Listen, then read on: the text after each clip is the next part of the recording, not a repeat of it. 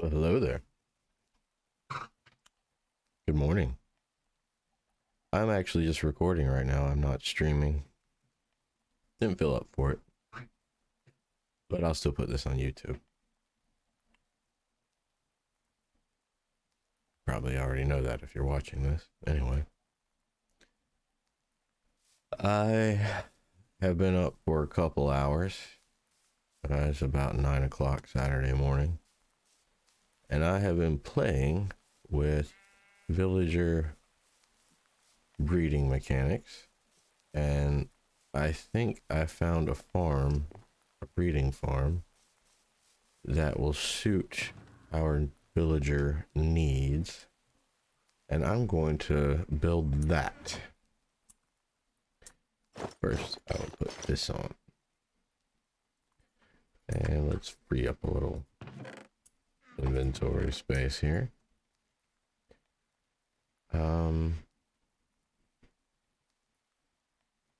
Actually, we might need that.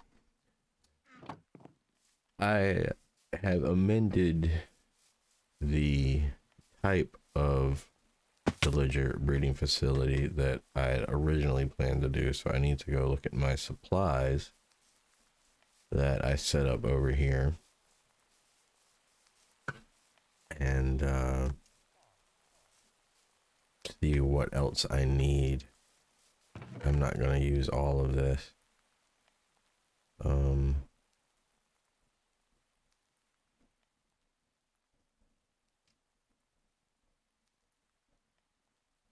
Some of it I will, though. What I'd like to get is some deep slate cobble so I can make deep slate bricks. And for that, I'm going to need my pitchfork. That is not silk touch. So let's grab that real quick. And you know, while we're here, I can go ahead and fortune those diamonds I got last night. Oh wait, this is fortune 1. We have fortune 3 now. Yeah.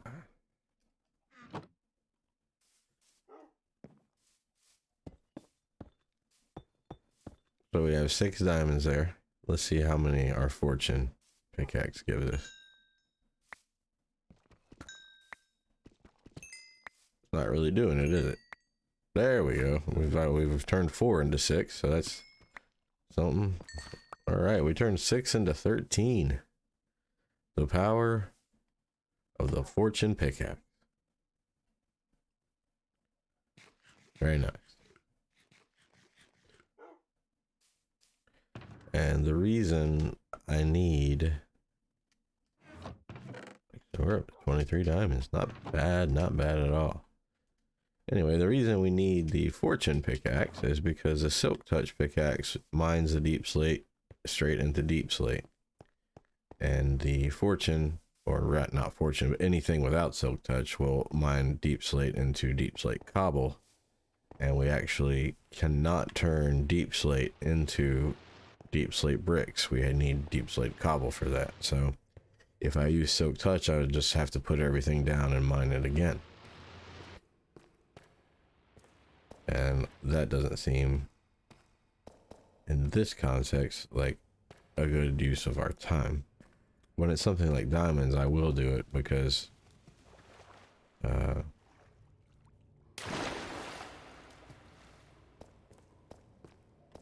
that's just like a better way of conserving inventory space, because fortune turns diamonds into 2.5 the amount of diamonds. So by keeping them as diamond ore, if we get enough to fill up, you know, a whole slot, and then it overflows because we use fortune, which is unlikely, I will admit. But if it does overflow,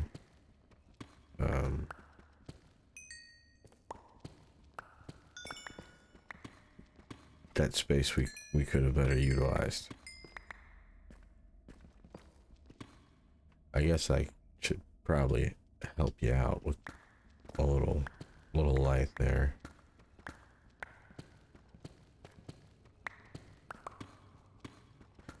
So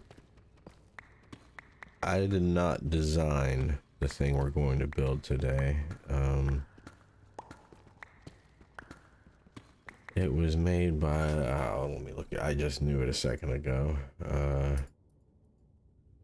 Splash Pixel made this. And I tested it out on a creative world, and my thing was, is it modular? Can I stack it? Can I make one and then put another on top of it or beside it? And you can. So, I am going to build 6 of them, one on top of the other. And I'm hoping that the way that I design it will result in more of the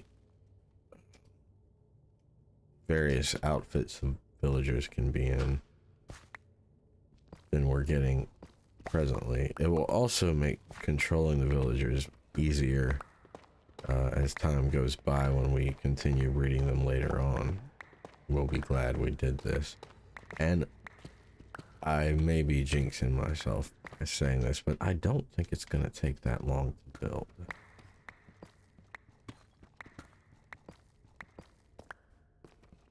It's not a very resource heavy thing.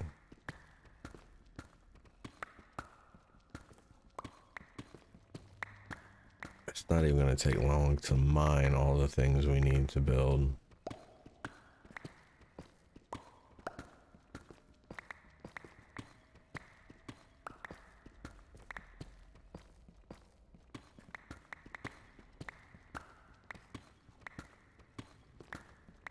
And I am using my silk touch. Okay. Oh, goodness.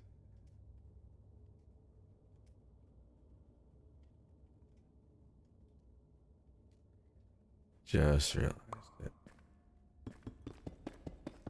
Okay.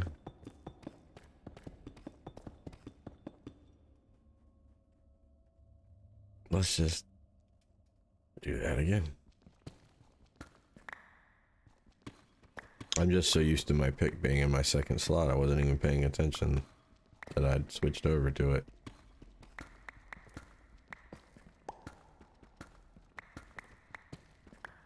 And then when I saw myself mining blocks of ore rather than it dropping redstone, I realized, oh, yeah.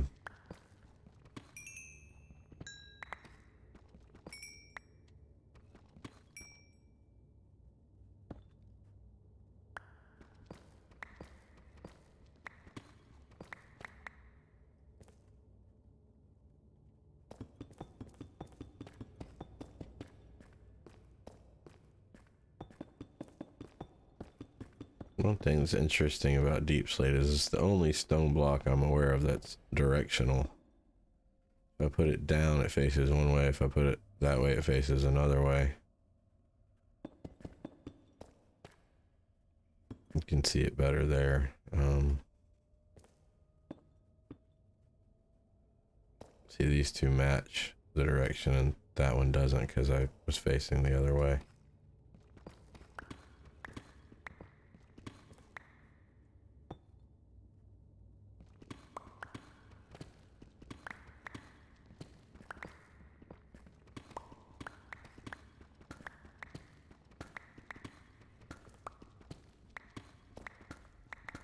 Anyway, we're essentially making 6 10 by 10 rooms.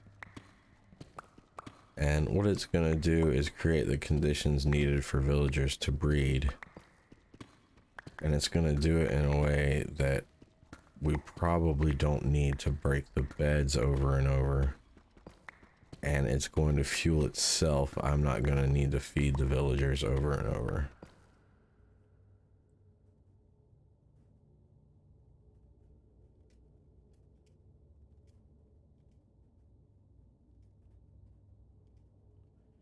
Let's get these last 26.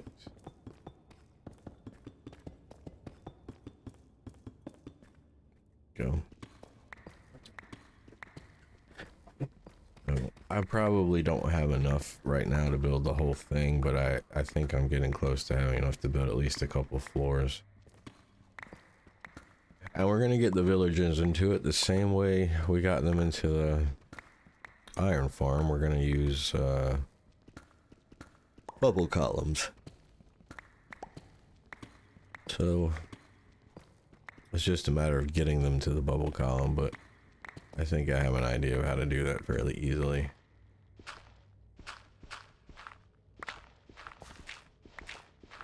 I mean, relatively speaking, as we have learned, nothing with villagers is easy until you're done with them, which is why it's worth it.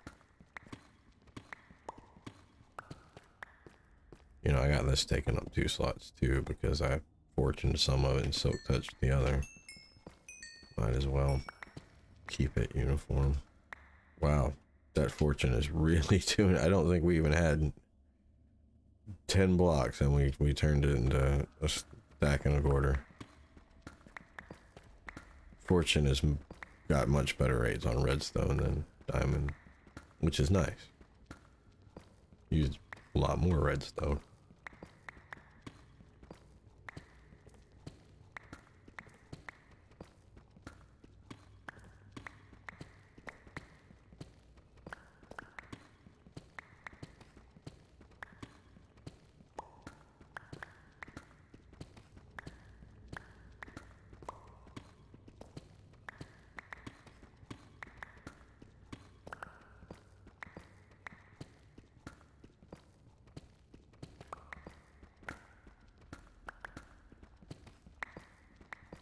More redstone.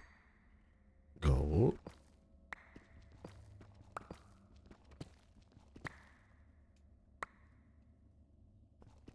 I've never actually used a fortune pick on gold since they changed the way it worked, so I have no idea what the rates are on it. My gold farm is so old that it predates the new gold mechanics, so I never learned them. So we'll learn them soon. And we're still going to build a gold farm, which is not affected by gold ore. Gold ore mechanics don't affect that. How are we doing on cobble? We're not... Okay. We'll go back up with 6 stacks. And see how we do with that. And that'll give us a better estimate on how much we need in total. This is not going to be the prettiest building in the world, but we will put a facade outside of it to make it look better eventually, just like we're going to do with the iron farm.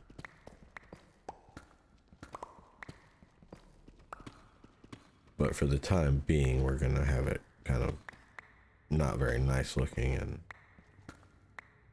exposed out in the open. I mean, it's not going to look bad. It's just not going to be pretty. And it'll certainly be less interesting than the iron farm. Unless you're really into villager breeding, then you might find this more interesting. I guess they both have their own, you know, moving parts in different ways.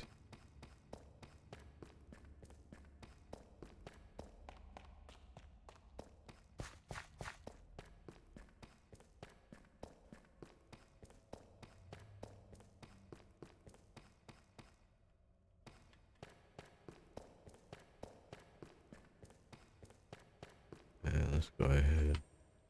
Whoa. We made all those picks. I guess we can still use them. Well, they got silk touch on them. Might as well. They're taking up space, and look at all this other cobble I forgot we had. That's wonderful. Let's make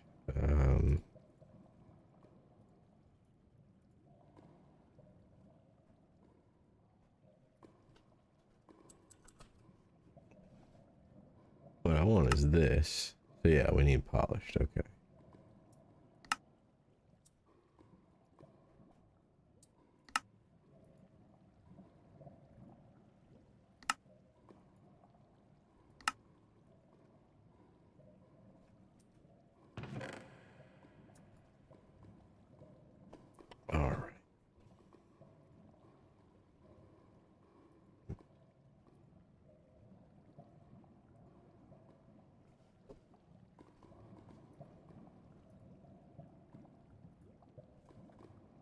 Let's go back up to the surface. I'm not going to turn it all into this stuff yet, because I might want to turn it into something else. We'll see.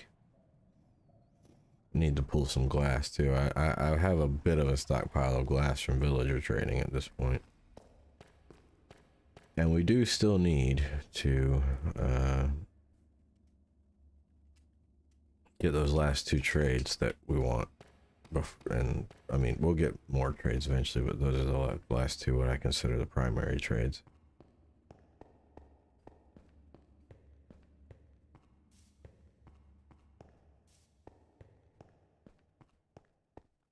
See, clocks, as I was saying, video a few weeks ago, or not, it's not been a few weeks, a few days. This is where clocks were useful. If I had one down there, I would have known I was coming up into the night.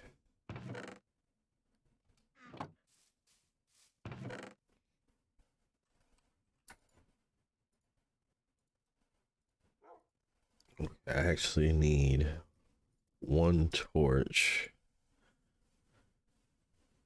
and I'm gonna need that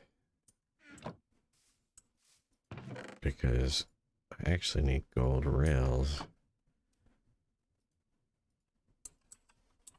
I don't remember how to make them. It's been so long. I think I just need two.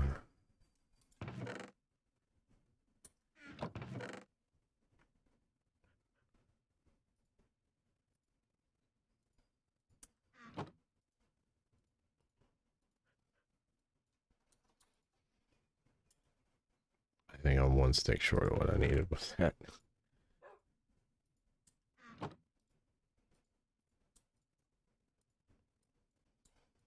There we go. There was redstone dust in that recipe, though, wasn't there? Or something like... I don't remember. Let's look again.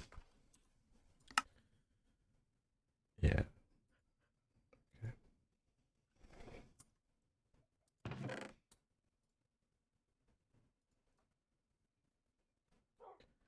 And I need a dispenser.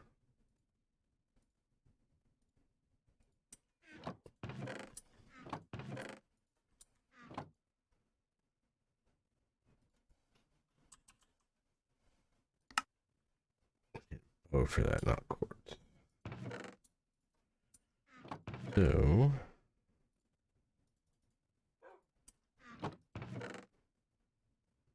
oh, we just use this bow. Oop.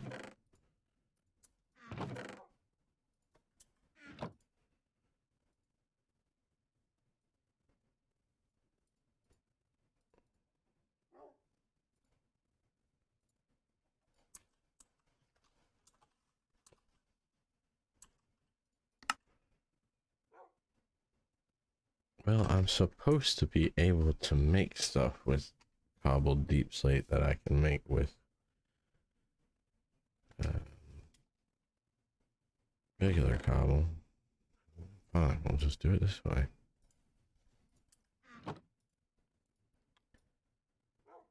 Here's that data pack is not working as intended. Oh, because the bow's not repaired. That's why the bow has to be completely repaired.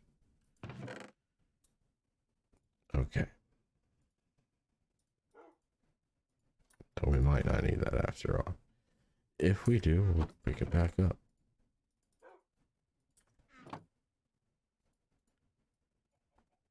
I don't think it goes like that. No. It goes like this.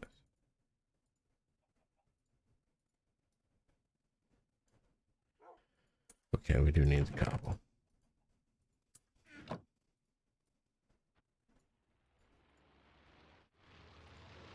Okay, what am I doing wrong? Oh, the redstone, right. Well, maybe I could have used the... I'm just not paying attention. Maybe I should have slept a little longer.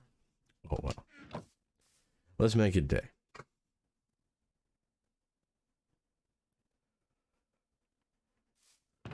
And I only need 2 of these.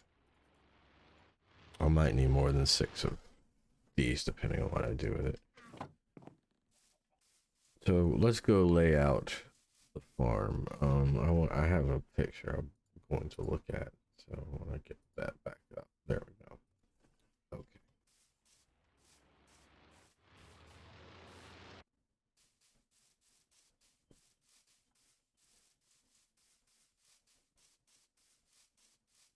And one thing we can be thinking about, and I'm certainly open to suggestions, is what are we gonna hide? What building are we gonna hide? Like use to hide this farm? That's something to think about. Okay, so it needs to be 10 by 10. So 1, 2, 3, 4, 5, 6, 7, 8, 9, 10. And then 2, 3, 4, 5, 6, 7, 8, 9, 10. And then we'll count again just to check our work. 2, 3, 4, 5, 6, 7, 8, 9, 10. And that lined up. So we'll presume that this side is right. Okay. Now we need 4. Yeah. Oops.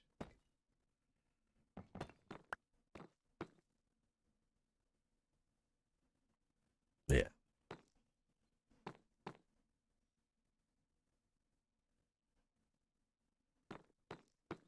I think that's right. And then we actually get rid of those.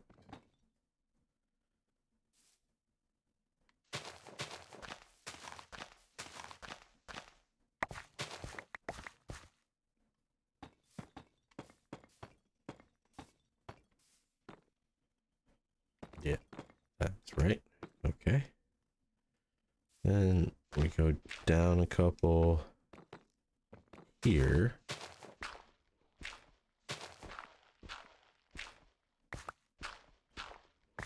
Yep, that's right. Okay.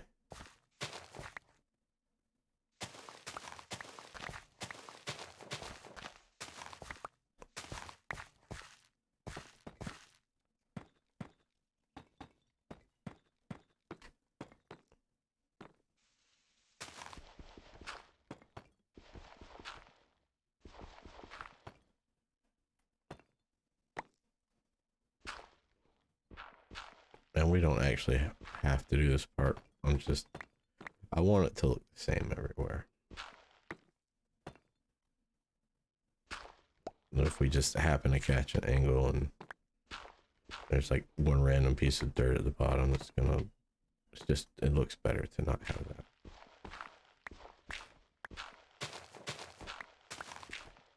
Actually, these are gonna stay dirt.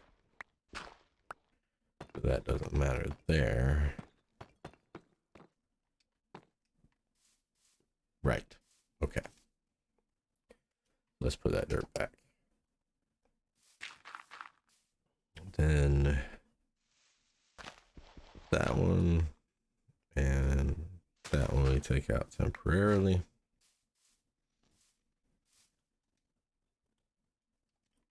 And over here, we get rid of that. That and that. Let's just actually do this here. It goes. Well, first let's put these down. And then I believe our redstone torch. It goes there. Oops, I didn't mean to drop down.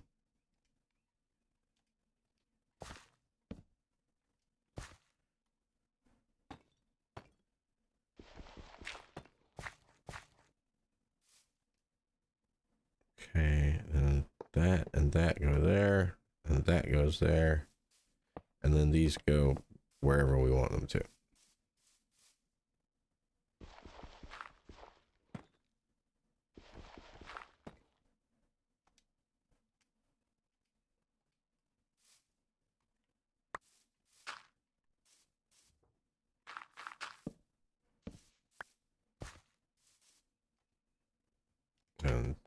This can go.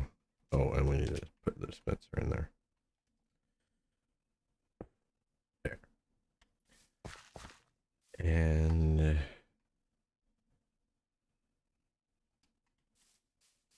let's make a little more room here. We can take these. I know we're not going to see these much, but I still want it to be visually interesting for when we do. So I'm going to just alternate the beds, which are going to be here, here, and here. And I will explain this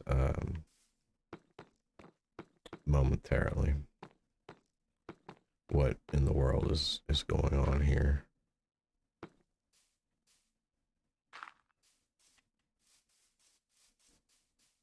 We should bring a crafting table over here, and we should also make an infinite water source.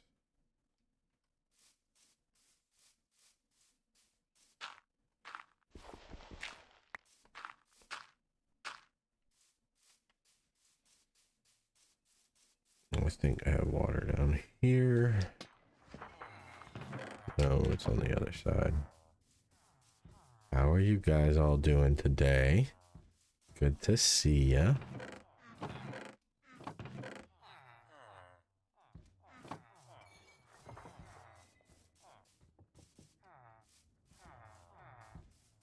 Even if this does not change the rates at which we get the variated villager outfits, this will still be worthwhile. Because we'll have just such an easier time getting the villagers, getting more villagers and controlling where they are. You notice I put this higher rather than lower. Now the villagers are probably not going to stay where they are right now. I probably am going to move them. But it will be easier to do so from where they are.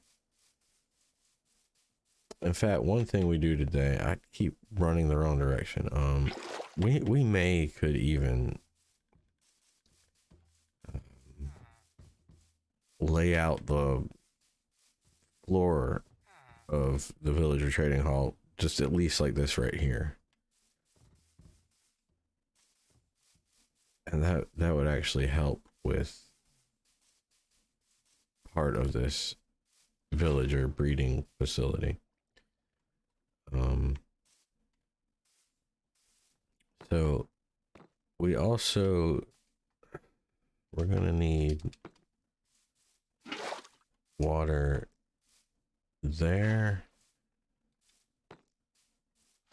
and we're gonna need it over there.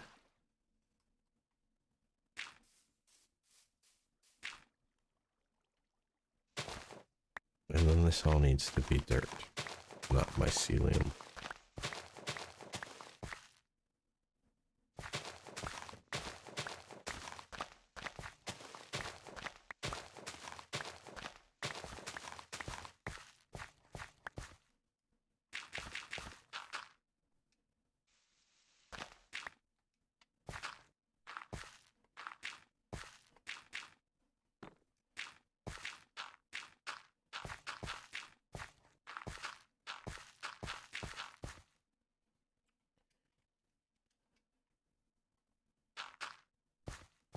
There we go. And technically, it needs to be tilled soil. So let's just yoink one of these.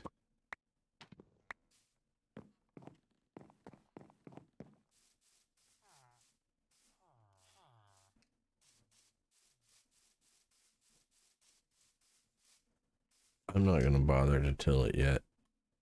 We'll probably do that last. Otherwise, I'll end up having to till it over and over and over again. Okay.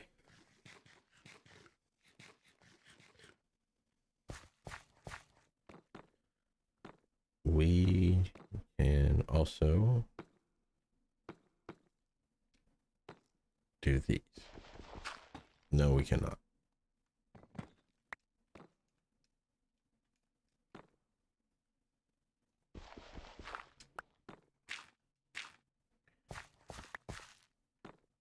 I need to get a sign. I think I have some right in here. Yeah. Might as well snag some of this glass while we're right here too.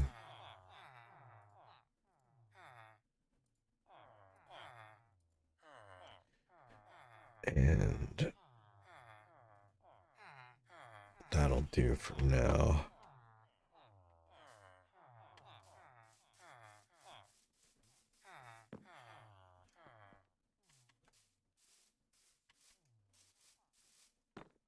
And this will go here. Let's write something on it. What should we write on it?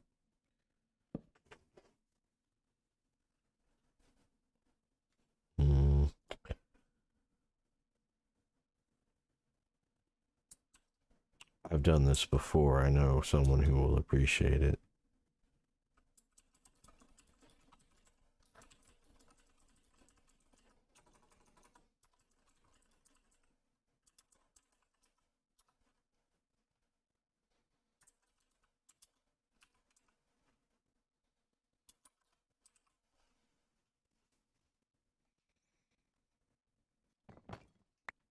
I once worked somewhere and I wrote that on a post-it note.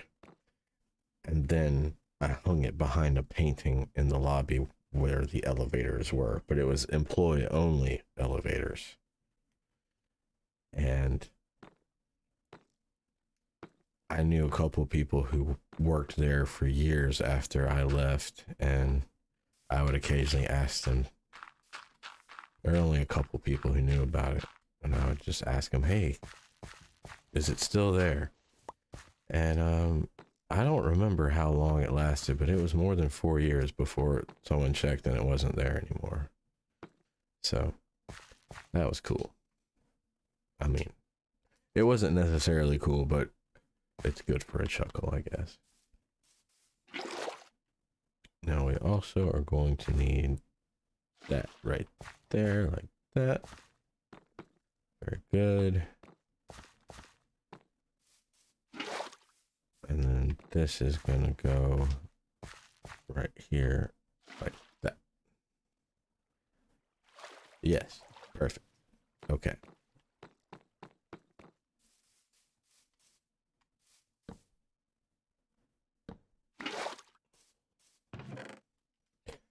Let's put that out. We're not gonna need it again for a few minutes.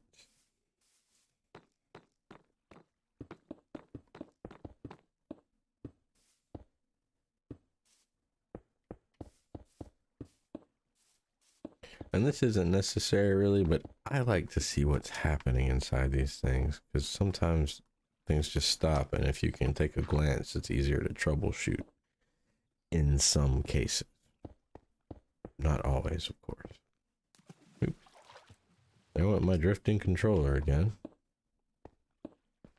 And of course, until I switch controllers, one might wonder, was he just blaming his clumsiness on a drifting controller? But I think you'll see when I finally do switch controllers that those weird, all of a sudden run off in a direction for no reason instances decrease quite a bit.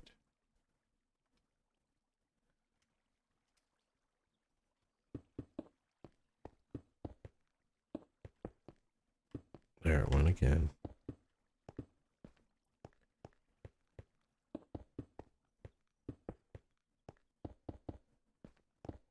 Okay. Now,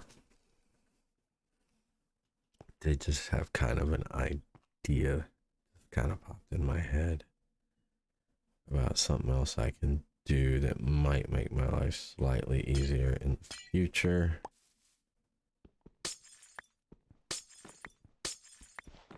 This isn't in the design that I am using,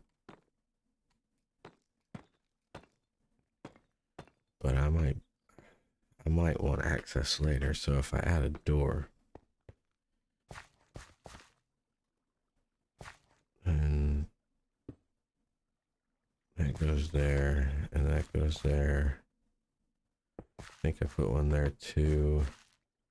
Yeah. Okay. There's a couple other things we need to get.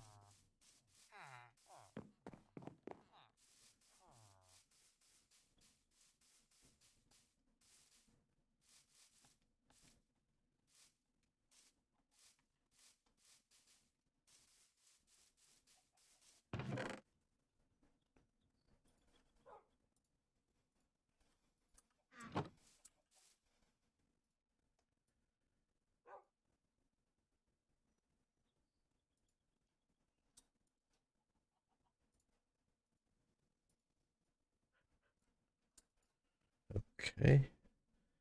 I think I'm going to need 4 more of those.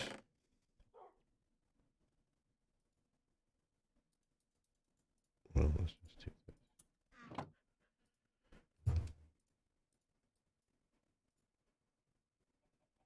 Well, I was hoping that I could do that, but apparently you can't. Okay.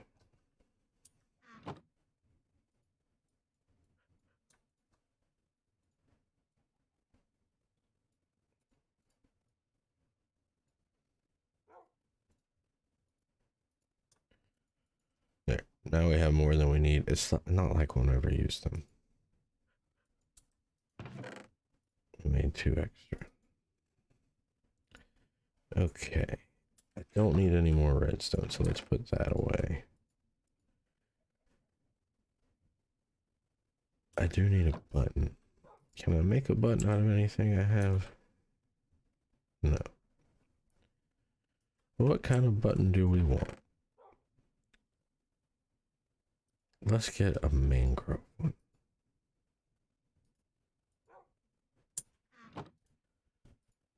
That'll look nice. There. Yep, just a single button. You know, I could have made it out of birch and then I'd get rid of it. Now I have 2 things without numbers. Actually, it wouldn't hurt to have a couple more because of my alteration to the design.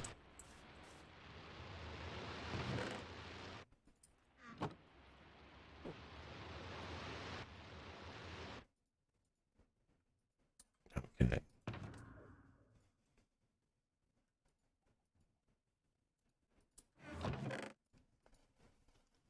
You see, villagers can open doors, but they can't open iron doors because iron doors require power. And villagers don't know how to press buttons. So we can create an access point without compromising the security of the villagers, you know, getting out.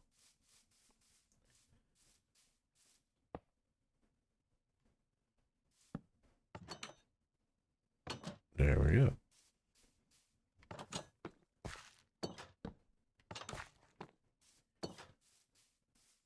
That'll work. And then sit over at this one. I think I heard it. Let's just check. Put that in there. Yep, that worked. Okay. Excellent.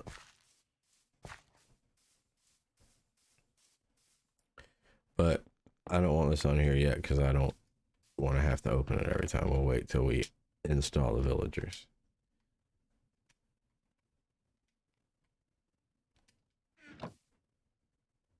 Okay. So that goes there and that goes there. We're also going to need some trap doors. And it wouldn't hurt to have a crafting table over here.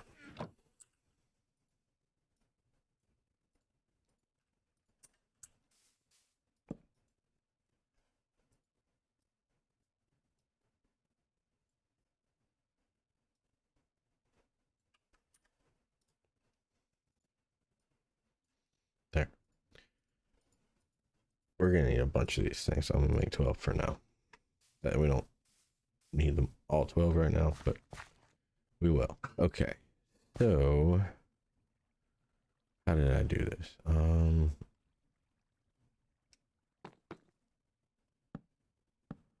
One goes there. That does not go there.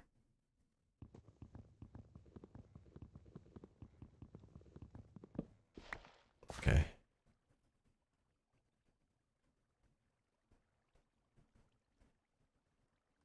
I think I put them in like this. Yes.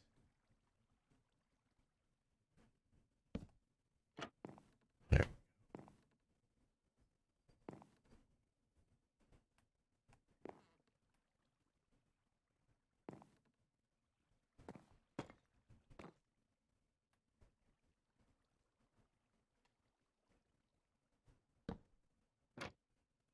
All right.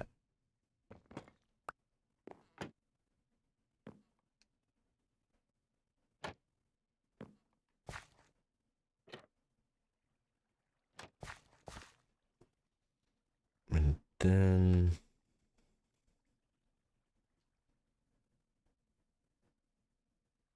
I think we also do this.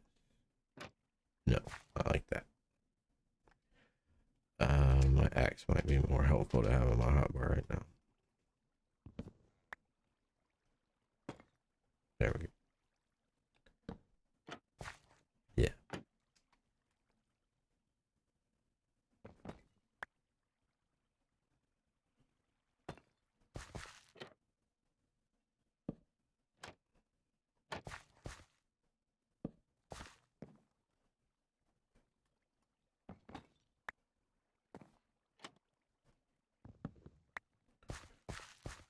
Okay.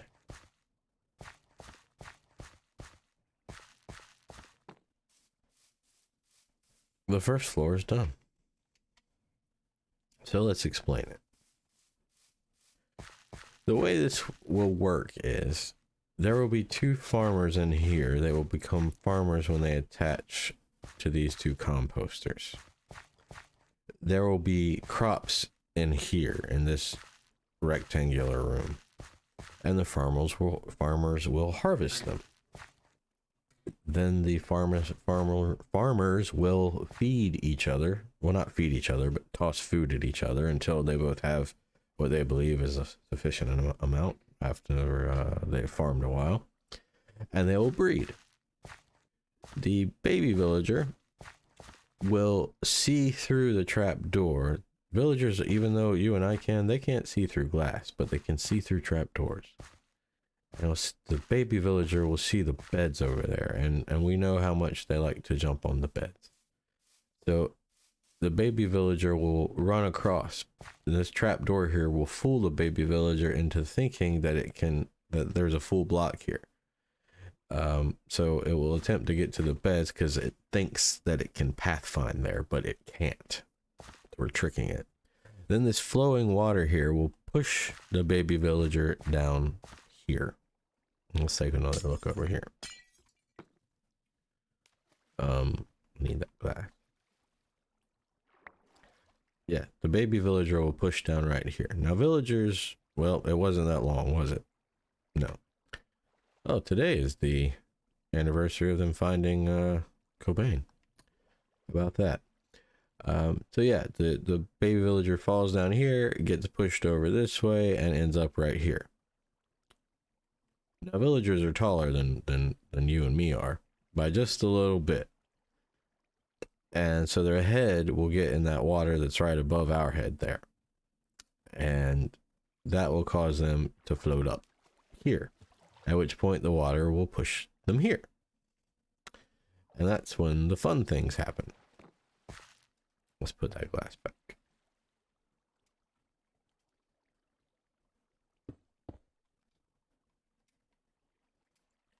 I need to make one more thing to demonstrate that.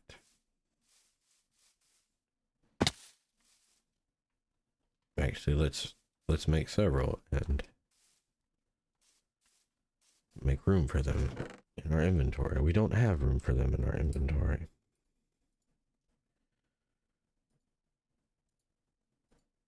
Okay, we can make 4. Right? Right. That'll do for now. How's our chicken doing?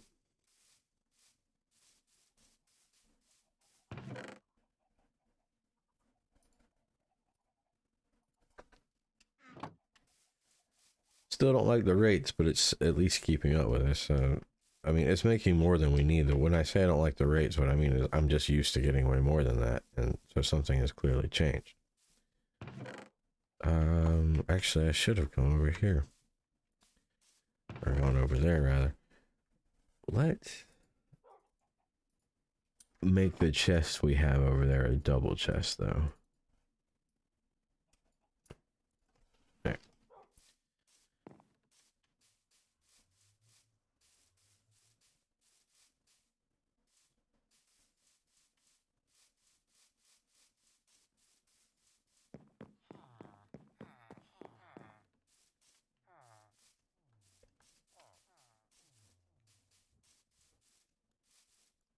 There we go.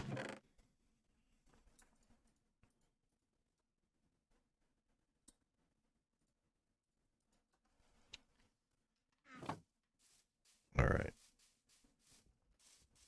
Now we need iron.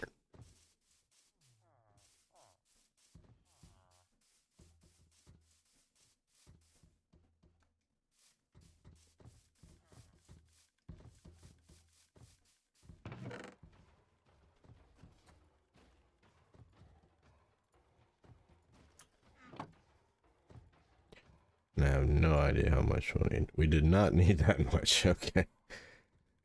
There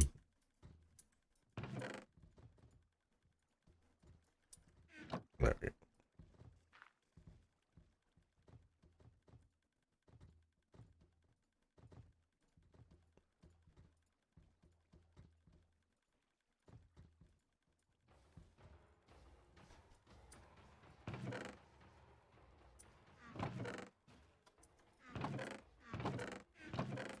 Well, this thing is quite full.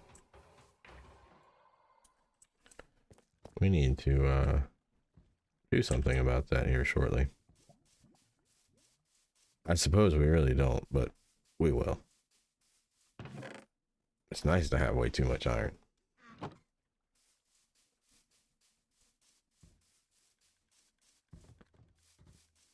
I guess it filled up with all the time I spent yesterday breeding villagers. And being loaded while I was getting villagers from other biomes. Oh yeah, we're over here. So anyway, let's fill up this thing real quick.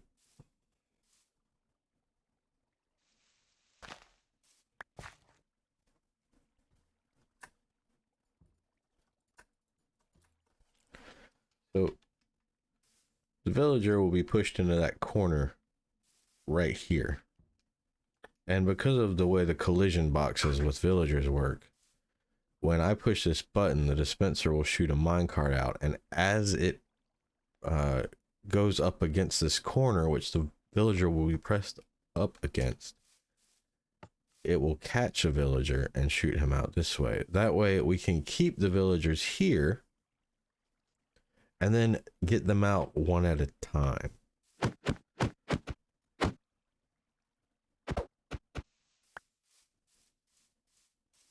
And actually, I think the thing to do here is to not have that dirt there.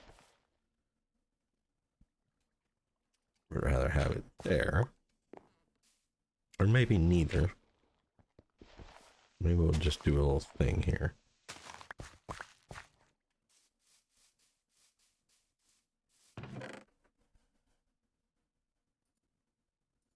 We'll see which of these look better. Put stairs, it'll still look nice, but it'll also still cover it up. Which ones do we like better? I think I like these just because they're slightly different from the rest of the builds, and so it looks like it goes more with the dispenser than with the building. You know what?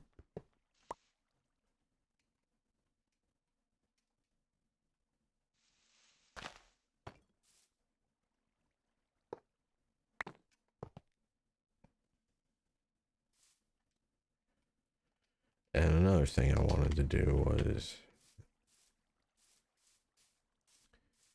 this is for not aesthetic reasons so much as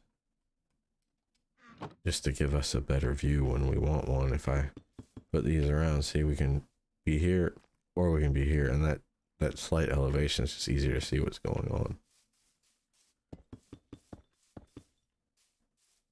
I like it anyway.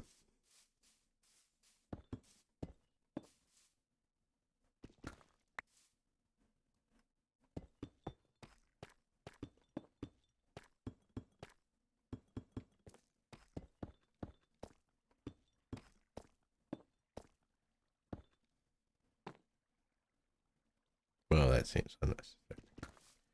Let's instead put that there. Yeah. So, yeah, that's one level done.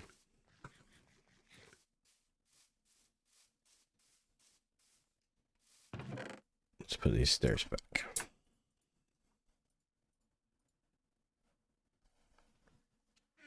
Now, I'm not going to have to recreate the entire thing on all of them. Like, I'm not going to put, like, a platform around to view it on all of them, I don't think. I don't need a dispenser on each of them, because what I'm going to do is I'm going to have this room right here, up one, and then this room up here, right here, up one. And I'm going to just continue to shoot down so that they fall, no matter what level they come from, they fall down here. And so we don't have to recreate this room over and over, and we don't have to recreate this dispenser over and over. That's the plan anyway.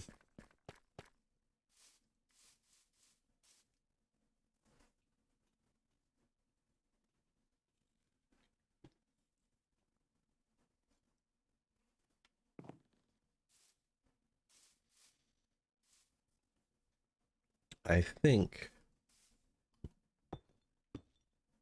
we like that. I don't know if I like that.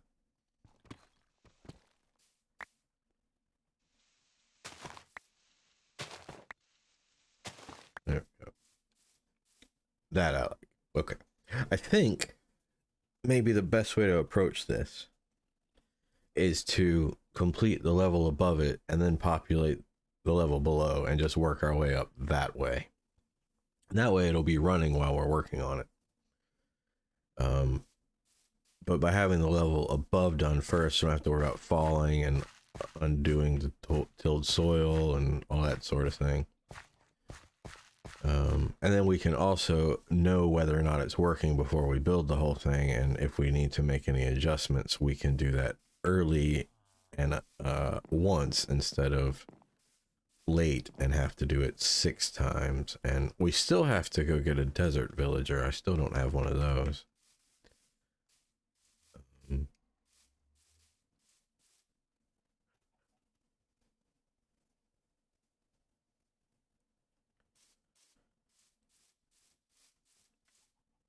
So how am I on dirt? Let me get another stack just in case. It's not like I won't use it for the next level if I don't use it for this one. Oh, one thing I had done while I was on my creative world is I had made my render distance way smaller. Again, because I am on this world playing on a server that I pay for that's not on my computer, which makes it run way better. And my creative test world, I don't have a server for that. I just boot it up on my computer, and my computer, most people's computers, do not like to run Minecraft and host Minecraft at the same time. So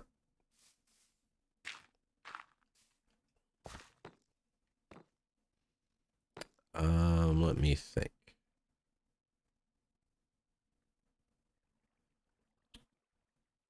Does it need to be? Yeah, it needs to be like that. So we'll I guess the way it'll go is Well, no, that's not. I was gonna say it's gonna be 2 glass, 2 of the deep slate brick, but that's not how it's gonna go either.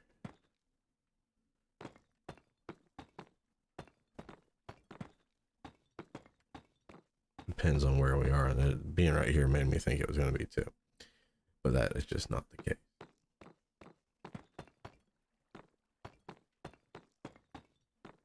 Okay.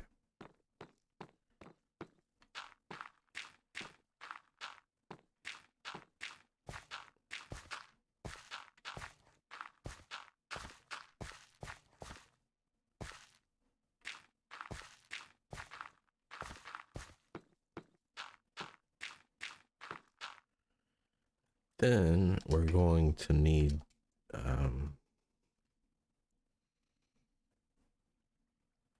oops. Well, we're gonna need a reservoir for the water, so we'll put one, or no, we'll put one there. That'll work. Yeah. Or we could, here's fine. And then on this side, I'm gonna put it here.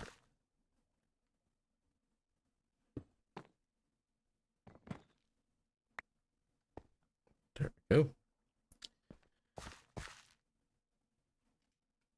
Let's get that water.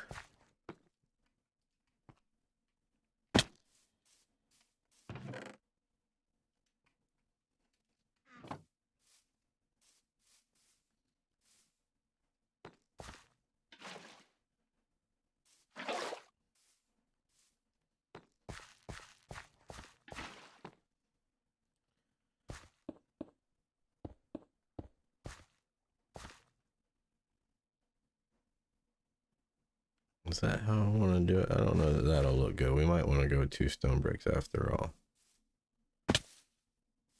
Well, I can't really see. It's on a hill, so.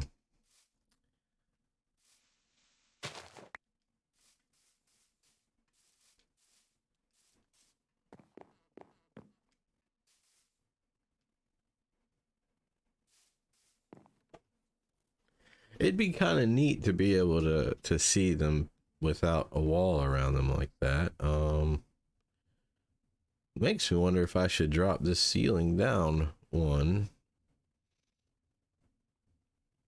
Well, that would make water storage difficult. I think, yeah, I think we'll just go with how it is. I don't have to drop the water to here. Yeah. So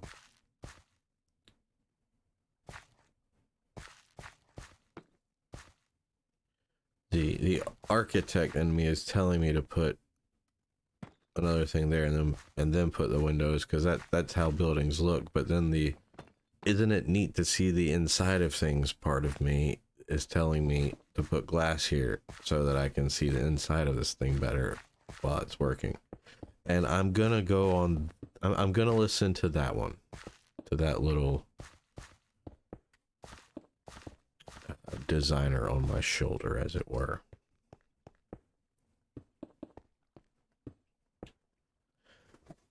Because we're gonna hide this anyway, so it doesn't really matter. We're not gonna have to look at it forever. Probably just a few weeks, if even that long. We'll see.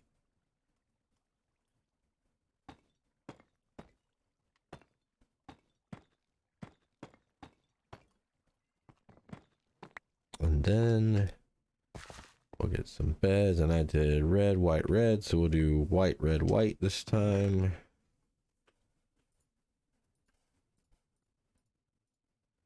Let's go ahead and fill that back up so we have that done. We said white, white, red. Yep.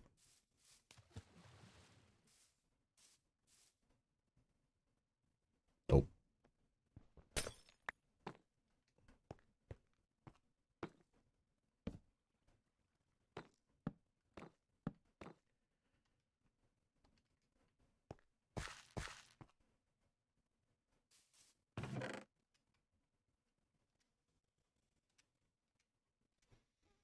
don't think we're gonna need these again for a while, if at all.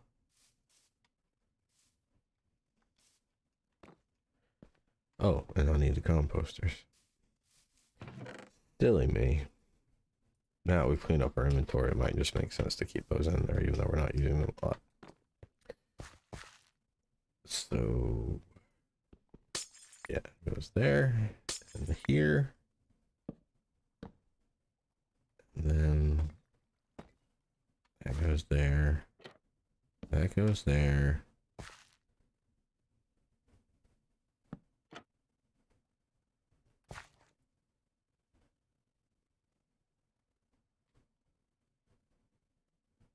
Why aren't you attaching to the thing? There we go.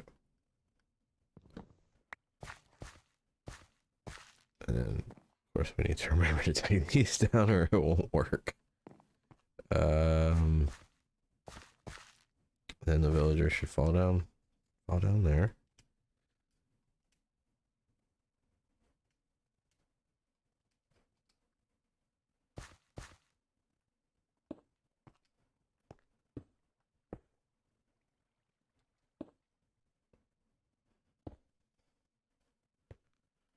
Wait, this level. Oh, there went my controller just in again.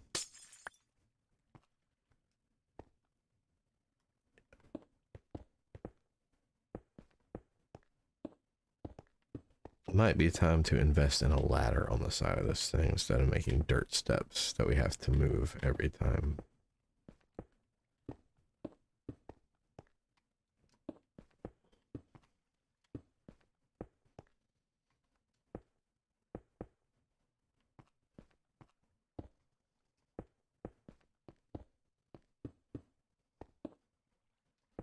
We also need to breed the villagers more, because what I'm going to do is I'm going to put, like, this one will have 2 swamp and so on, because I think putting 2 of the same kind together will increase the chances of us getting that variation. I could be wrong, but I'm going to try it.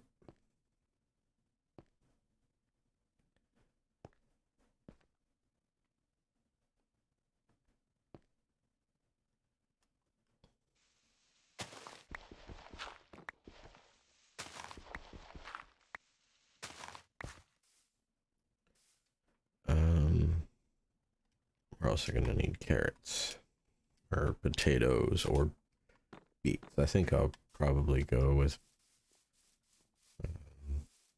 carrot.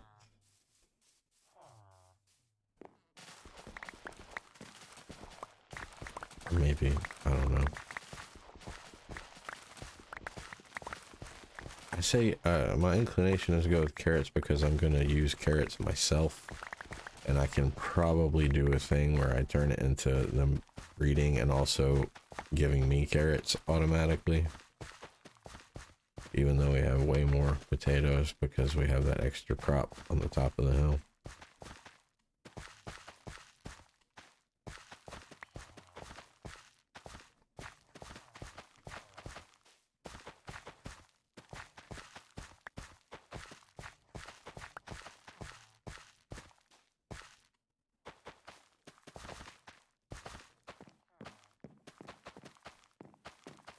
And if we're lucky on our first try, we'll get something other than a plains villager. I do want to go ahead and have some stuff planted for them though. They'll plant on their own, but if we can jumpstart it a little bit. Oh, there's a cat up there. How'd you get up there, kitty? That's like a, what do you call it, a post turtle?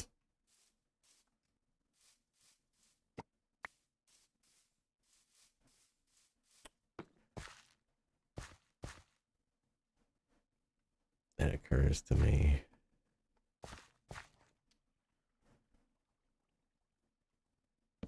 We should do this as well.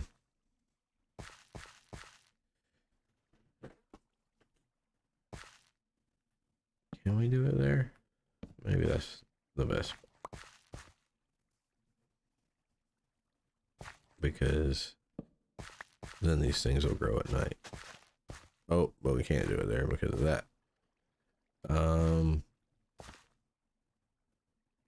We'll just place it centrally, I guess.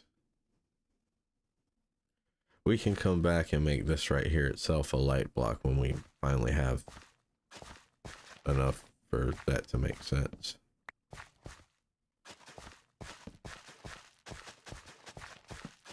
That's weird how it... Interesting. Okay.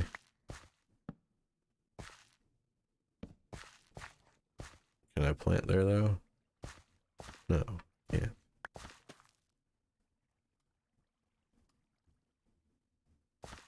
I don't know what to make of that.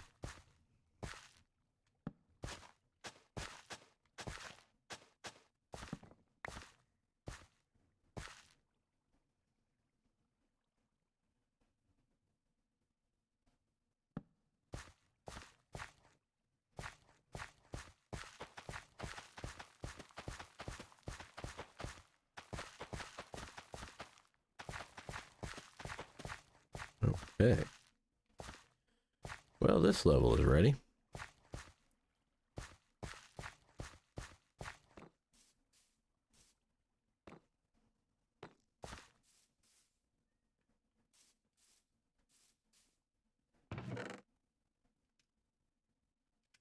Let's save these up here for now.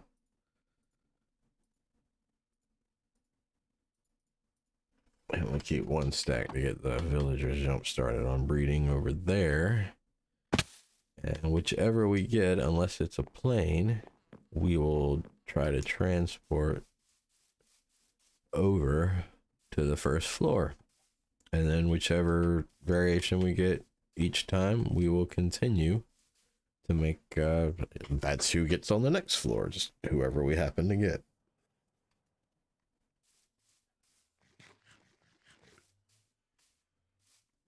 I do want to get that cat though. Oh, there's another kitty.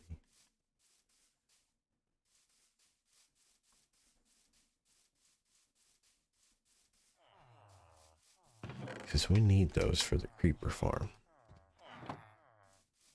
I could just breed a bunch, but... And we'll never see the cats. They're skittish. You have to be kind of gentle with breeding them. You gotta get them to come to you. By letting them... Getting them to spawn naturally, we have more variation in cats, which... Again, we're not going to see the cats in the creeper farm. Let's see. I think this is Jelly. And this is, I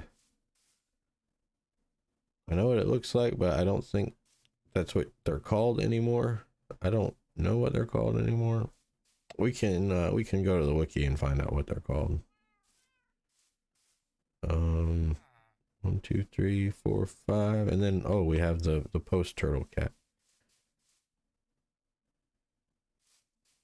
How did you two get out? They must have walked up against the corner. And the boat. That's annoying. Let's go get the kitty over here, and then we'll deal with that. I wonder if it'll jump off the mushroom. I don't know how they're programmed, if they're programmed to take damage even, you know, like if they're trying to get away from something.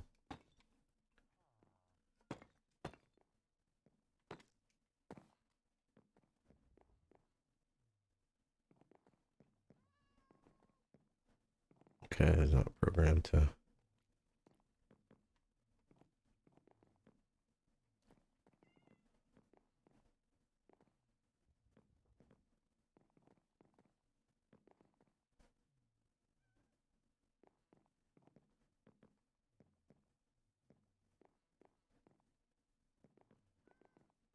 If I stand in the middle of the mushroom, then I can reach him no matter where he's at.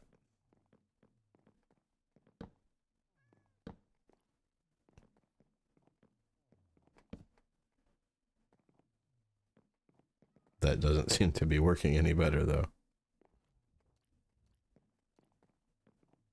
I wonder if you even can tame them while they're scared. There we go.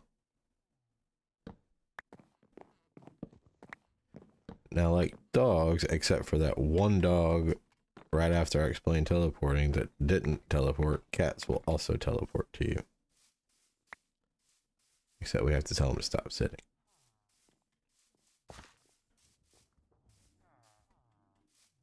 And we have to move faster than he can, and then he'll sort of rubber band to us, is what it's called. Yep.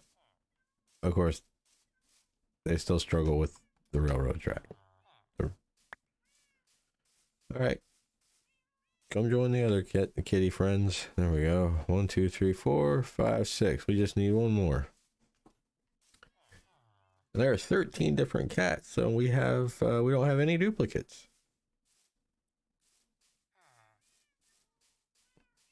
Hi, Jelly. It's called Jelly because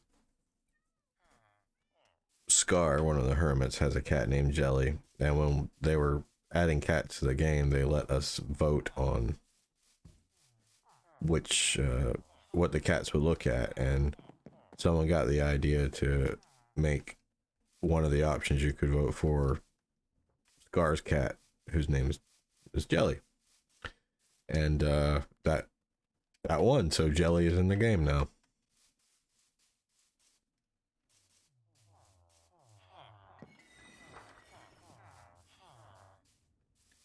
All right, let's get you guys situated again.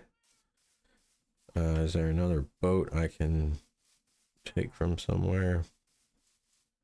I got a couple, it looks like. I caught some of these cats in these boats, actually. That's how I got most of these.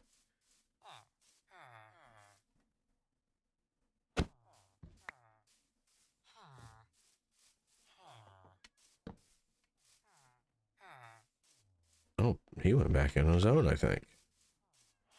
That is decidedly convenient.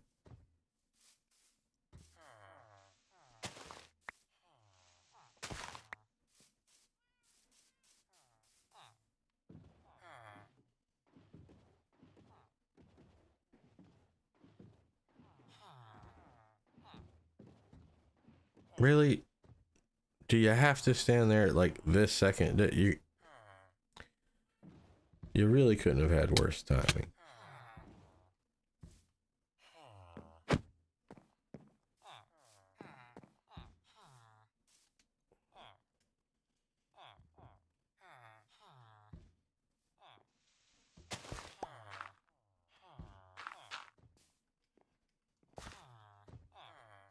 All right. Make some babies, guys.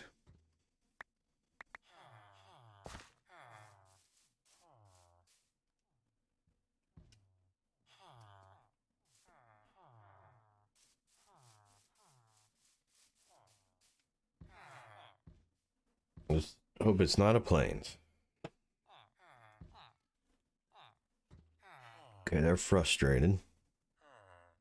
Let's try breaking the beds. Sometimes that makes everything work again.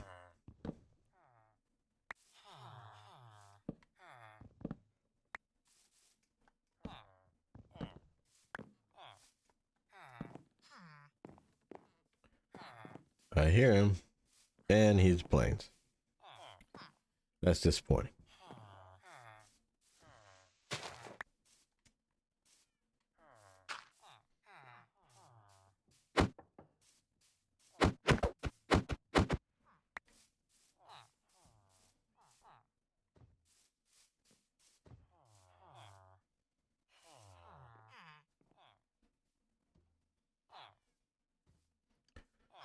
Okay. I guess we'll get them some more carrots and get them to try again.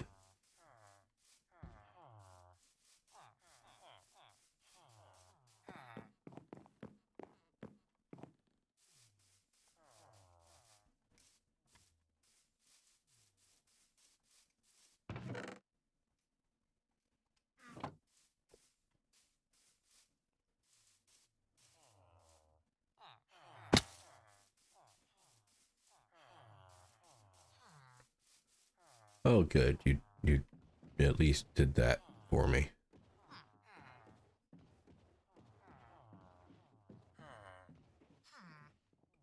We'll still find a use for him.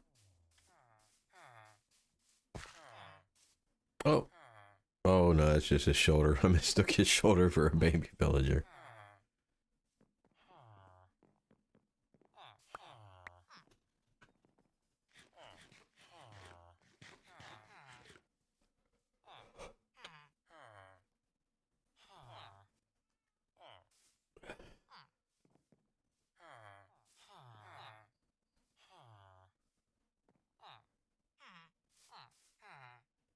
Maybe it's too late in the day for them to breed.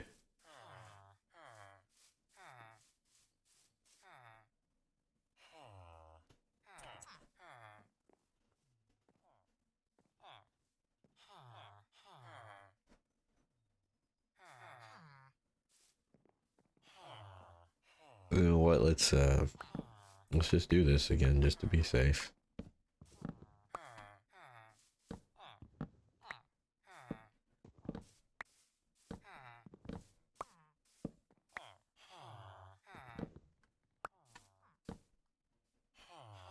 Thank you, but these are so that you guys have babies, not me.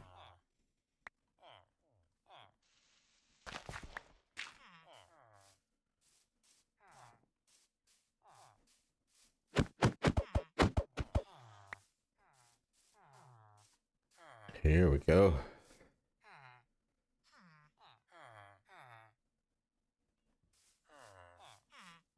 And it's another plate.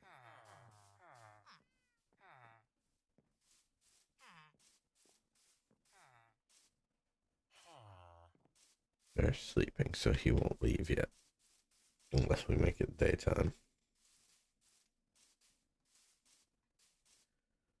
And one thing I might actually need to consider doing to make my life a little easier, we need to find a way to get them over there. That's one thing I have not taken care of yet. So if we come back around this way, and we just sort of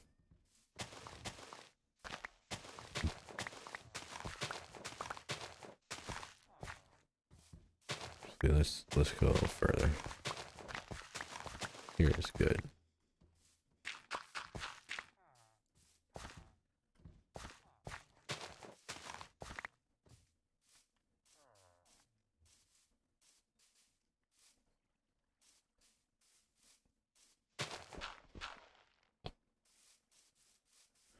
Need to see what Y level that is. 70.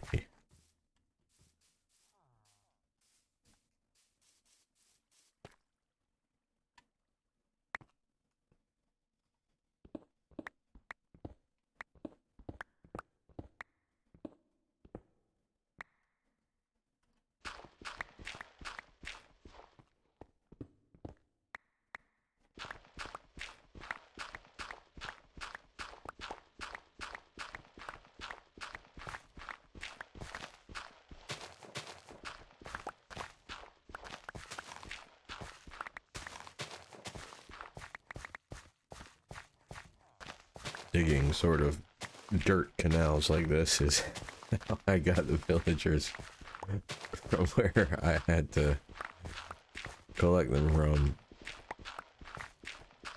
It was a heck of a time.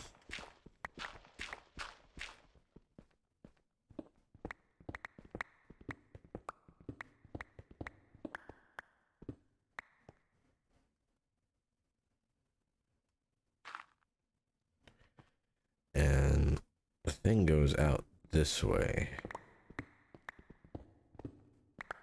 So we'll move it over here.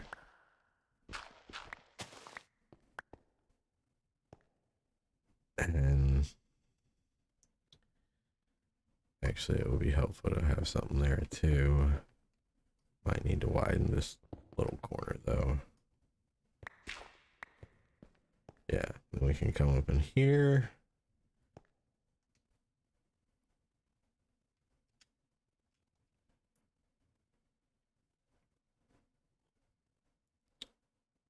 And I'll do a bubble column. Need a couple signs, some kelp, and some water to set that up, but that's only going to take a minute. We are getting there. I think I left my kelp over here, though. If I'm lucky, there'll be some signs in here, too.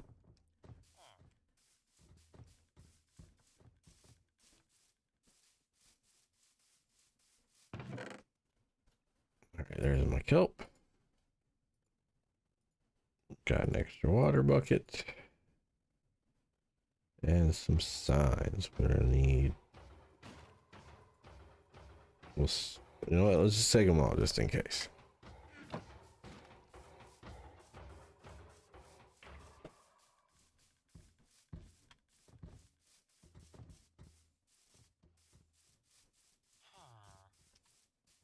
And, we can put the fish away for now.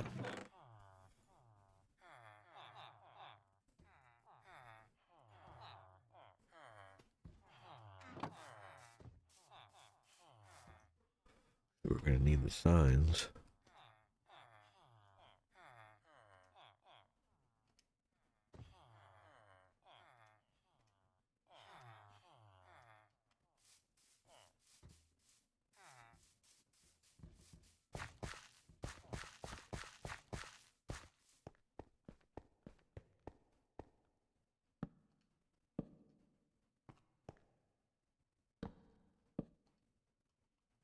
Go. Put water there. And put water there. Then we'll turn it all into source blocks. There we go. There is that.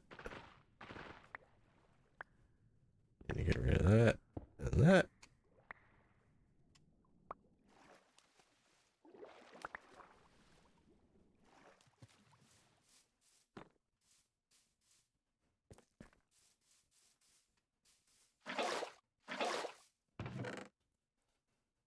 Let's just keep these here in case we need them. Well, I'm gonna need one of them in my inventory though. Let's get rid of a little bit more of this. Free up some space. Like this one block taking up a whole slot. That's unnecessary.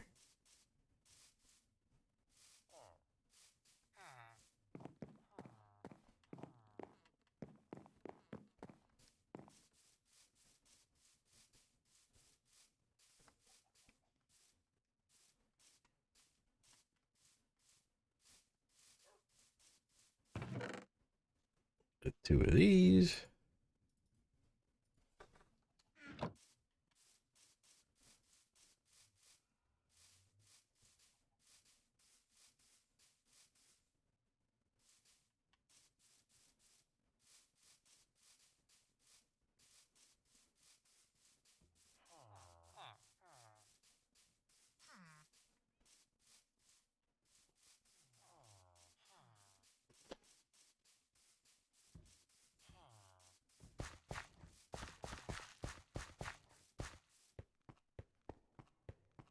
Put that there. Put that there.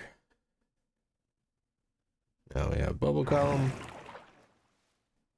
Takes us right where we want to go. For the most part. Maybe we should make this ledge a little wider. It's, I can't take him that way.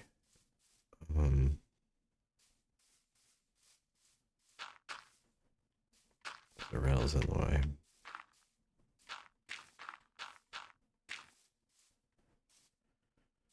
There we go.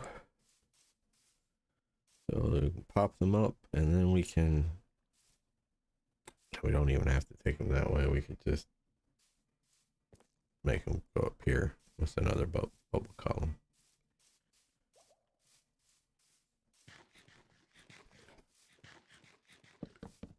Oops.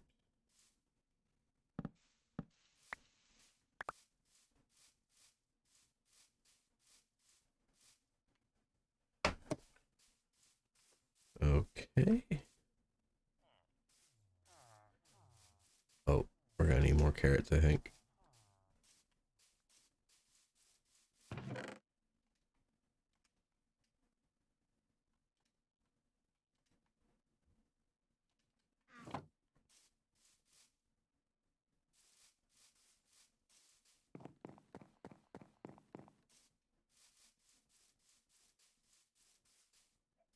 I know it's sunrise. I'm asleep anyway, just because I think it's been 2 days.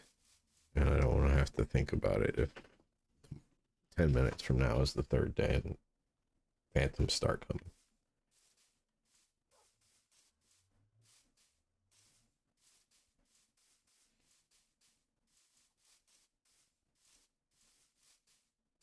Alright, let's see if we can coax this little guy out if he hasn't already come out.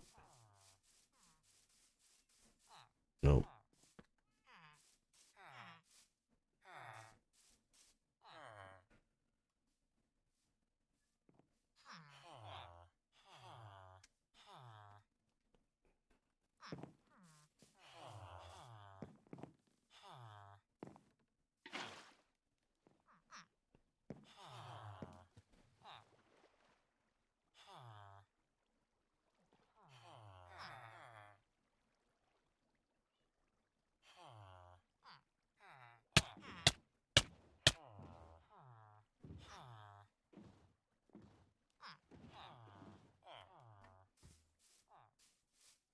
Ugh.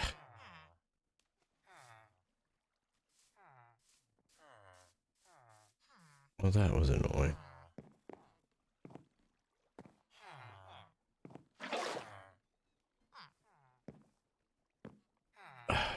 After all that, he just did it on his own. Of course he did.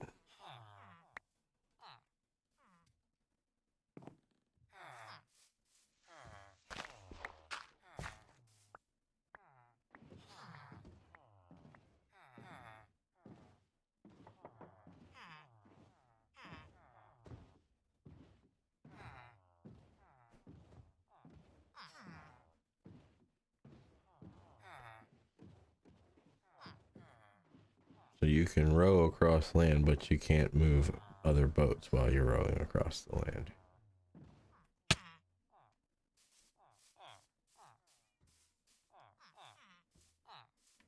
Oh, oh, we got a tiger. We got a tiger guy. Oh, jeez, come on now.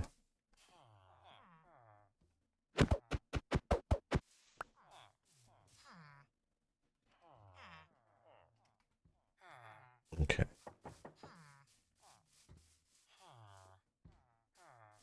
So let's get the tiger kiddo over to a boat.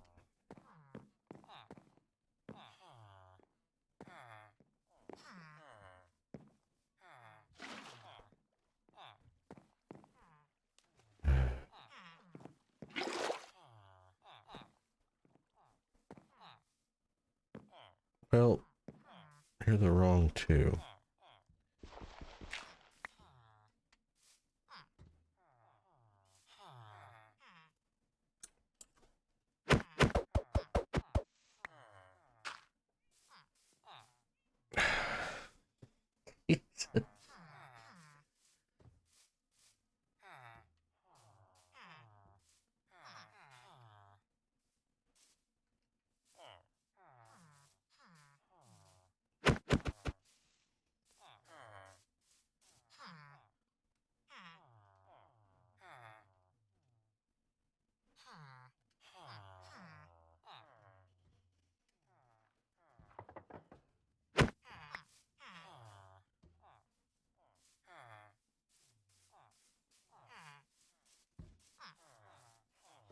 Ah,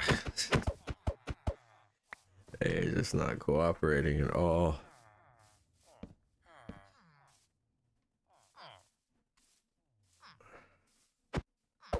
I need to get these torches out of my offhand. They're messing me up.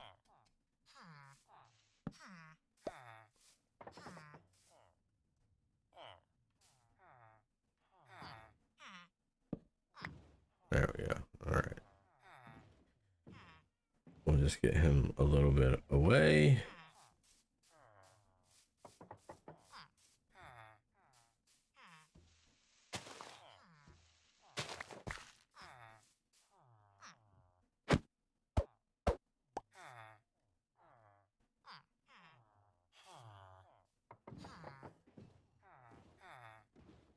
Get him back in, because he needs to stay until we have a second swamp villager. We want to get Tiger Guy out.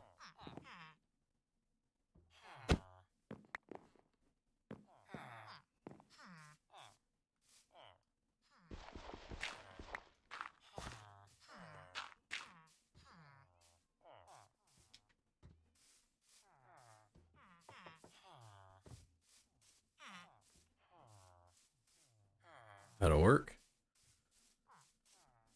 No, we want Taiga, not Tundra. Taiga. Yeah. Thank you.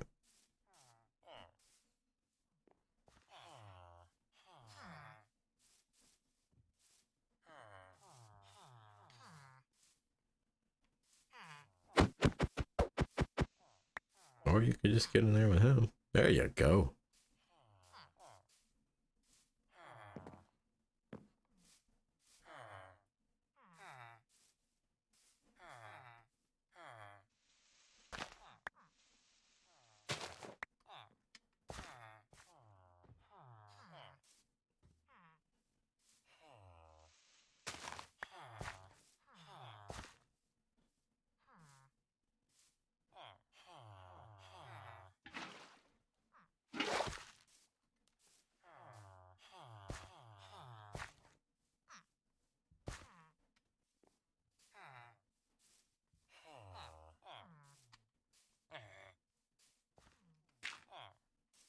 Fine. I'll trap them again later.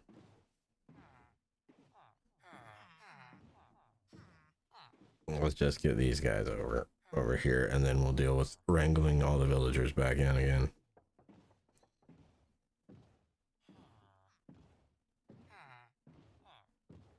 And at nighttime, they'll go back to their beds anyway, so I just don't want to have to wait for nighttime. I just want to get this done.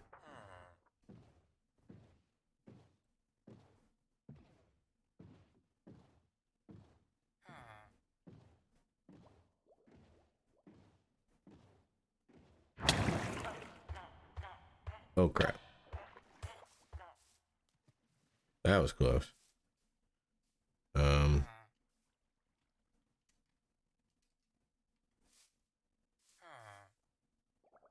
Where's the boat? The boat at the bottom. Okay, so obviously we need to make that 2 by 2.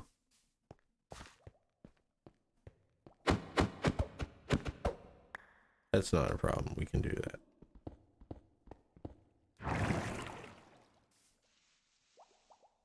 And I don't think we even need to make all of it a bubble column. I think the 2 of them are sufficient.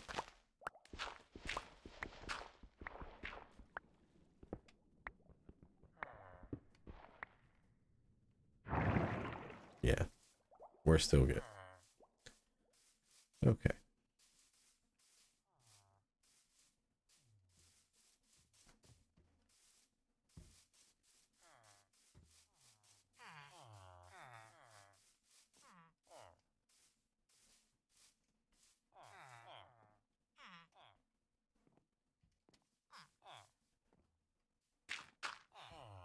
Really?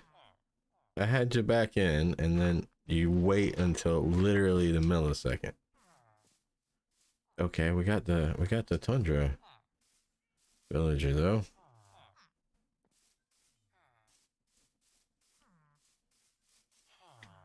Wasn't expecting that.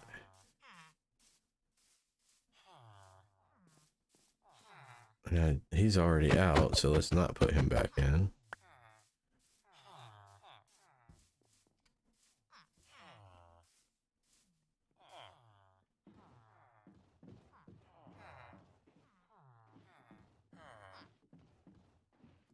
Okay.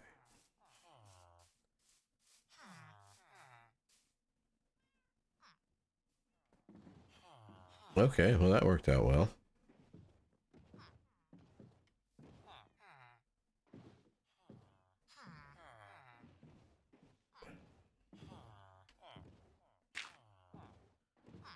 Alright, who have I got? Tundra. We'll take care of you first.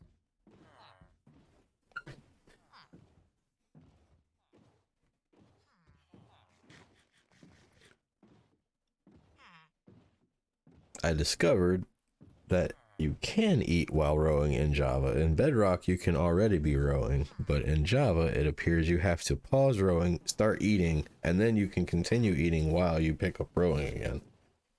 It's slightly different. Alright, let's see if this worked.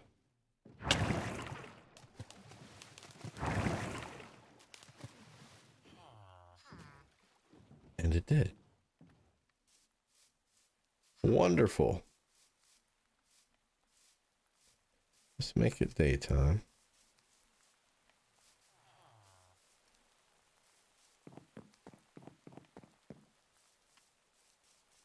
And turn this back off for a little bit.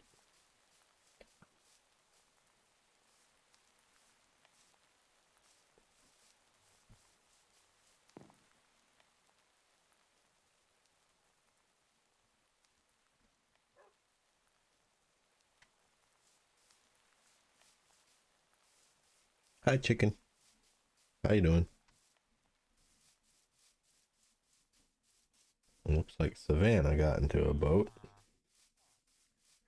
That's not really what we needed, but whatever. We certainly know how to deal with it, we just don't like to. This little thing we're building now is gonna save us so much headache in the future.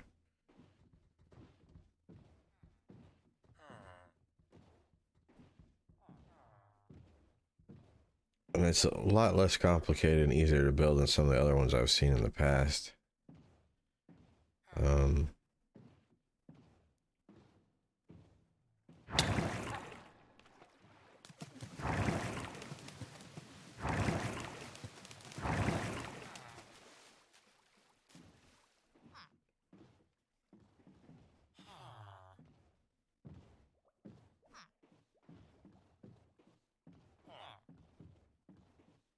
There we go.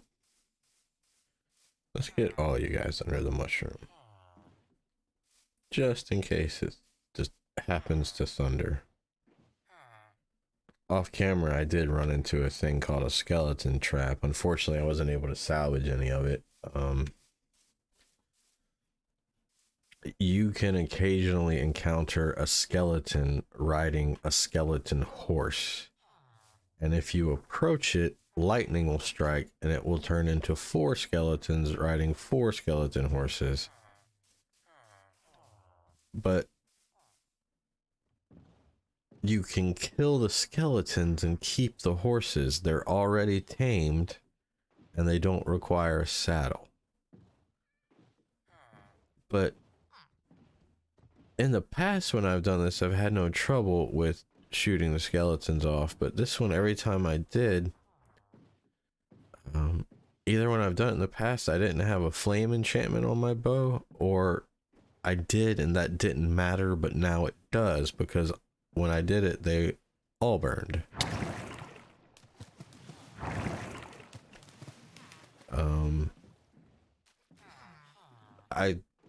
I killed 3. I didn't kill the 4th. It might still be there. I left it in a spot.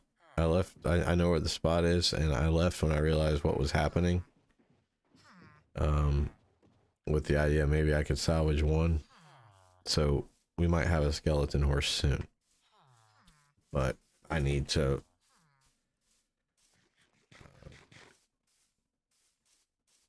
deal with that later. At that particular moment, I had a baby taiga villager in the boat with me, and it was more important to keep him alive than to get a skeleton trap, because I know we'll see that again eventually. I played the game for about 8 years before I ever saw one, but that's because I used to play on easy, and now I play on hard. I play on easy because I'm so building focused, I didn't care about the rest of the game. But then I got more into the mechanics and whatnot, and some of the stuff I want requires better rates for when things die, of better rates of what they drop. And that requires you to play on hard. And now I've gotten where I like playing on hard. More of a challenge, more fun. Anyway, let's go get our iron door real quick, so we can quickly put that in place.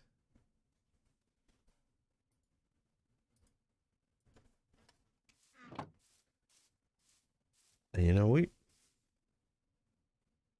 I don't know that I will need to get in there again. I wonder, do I really want to do that?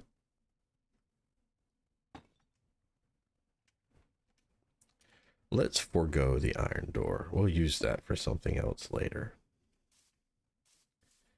It was a neat idea, but I just don't think I'm going to need it.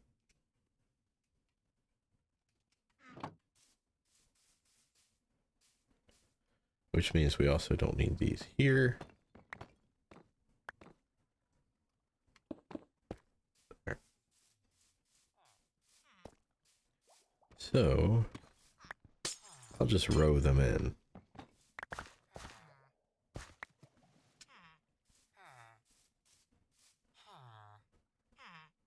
I guess we'll put the tundra on the first floor.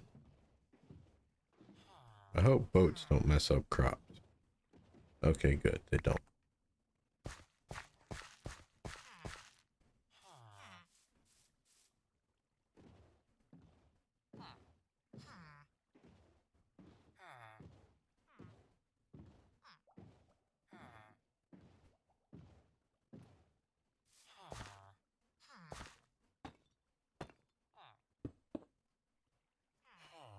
Let's turn this back on. I don't want to get all the way here and then accidentally hit them with an axe and kill them.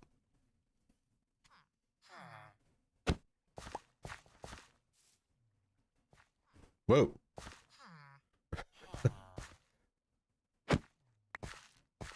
They will do everything they can to mess you up. Oh dear. I need to make sure. We'll have to redo that. I didn't think about him being able to get through. That's fine. Glad I caught it now.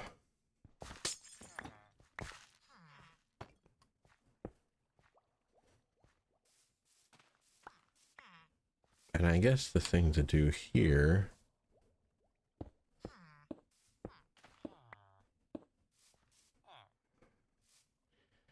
Maybe we should have made it go here instead. That's what I'm thinking now. Yeah, let's do that. That's gonna make life easier. And we can just get them into the thing and then row them straight into the farm.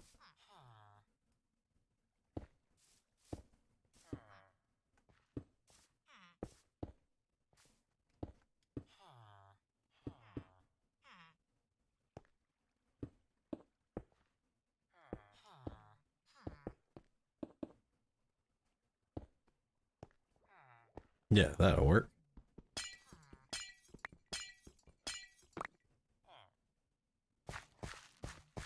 But this time we'll wait for them to grow up. Maybe he will grow up by the time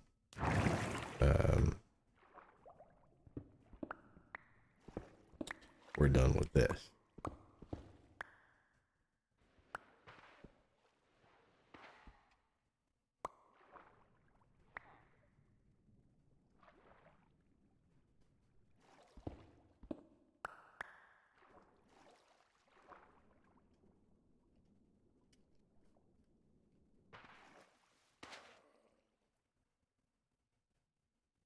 Then we'll need the signs.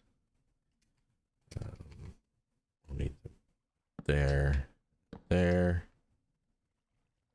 there, and there.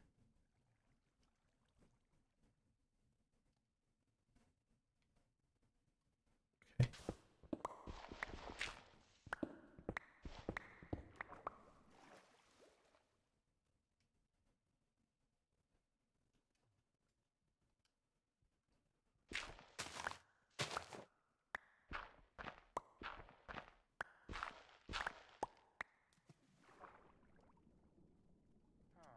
maybe we can just take advantage of those already being source blocks and do something like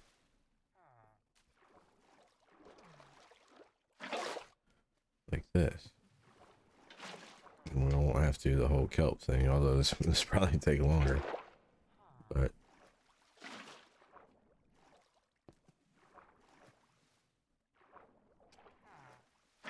okay, this one's missing. Maybe one there.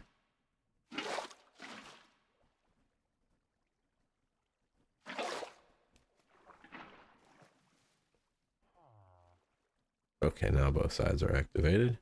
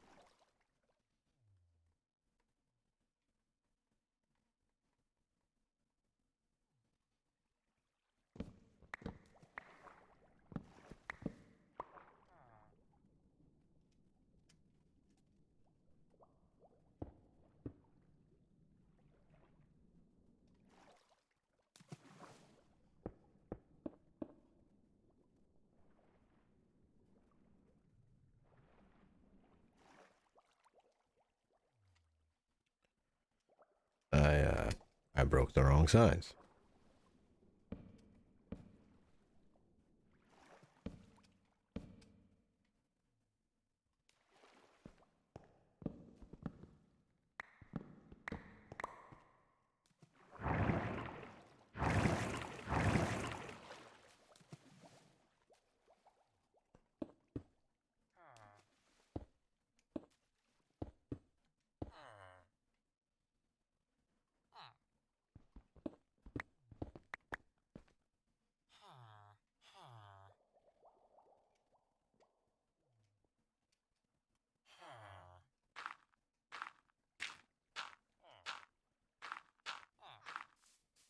There we go. Um,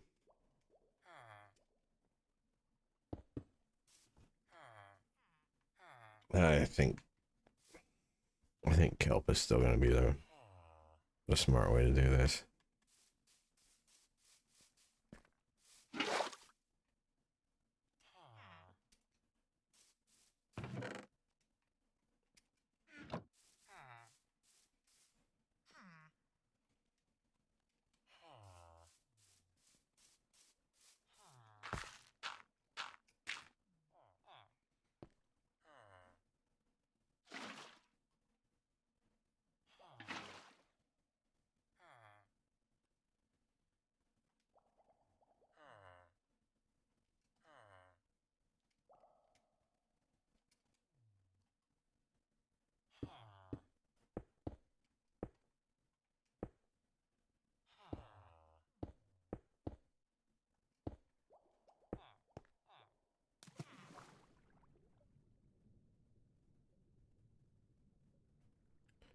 Yeah. Let's just kelp it.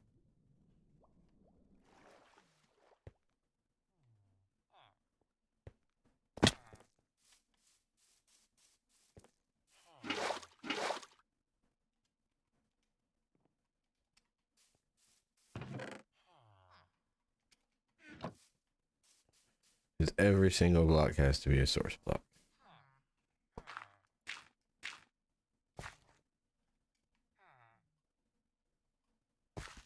And that's hard to do when you're being bumped all around by bubbles to get every single source to be a block.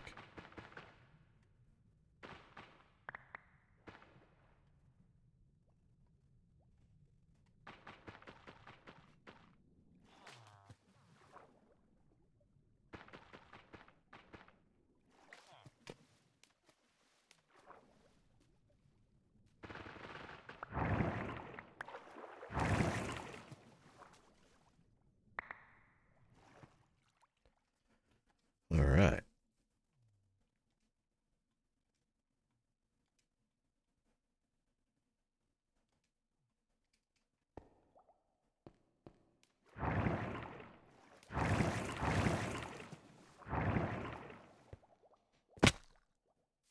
Oh, he's still not grown.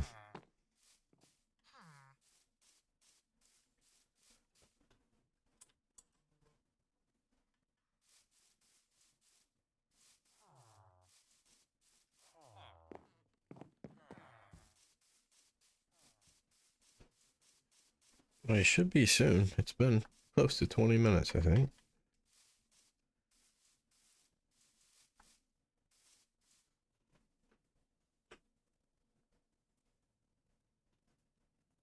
All right.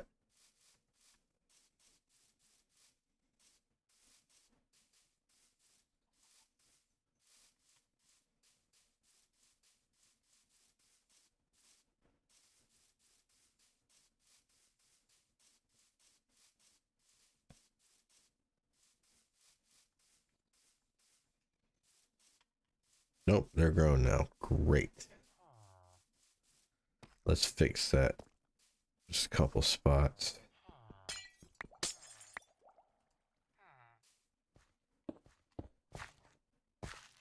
Okay.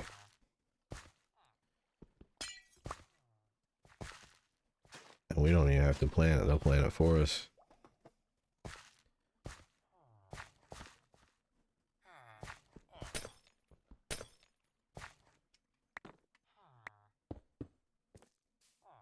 Yep, they should be good to go now.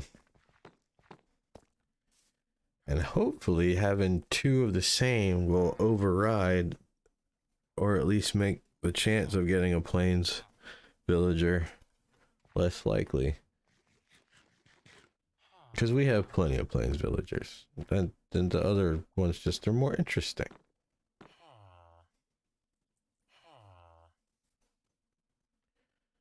All right.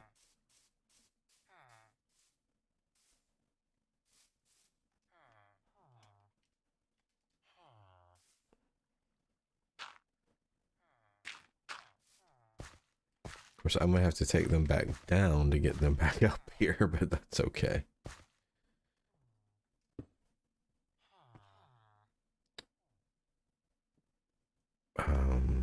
Let's till everything first.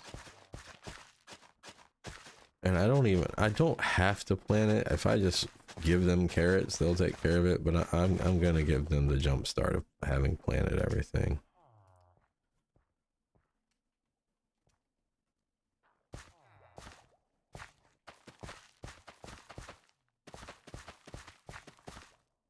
And they're both full grown now, so.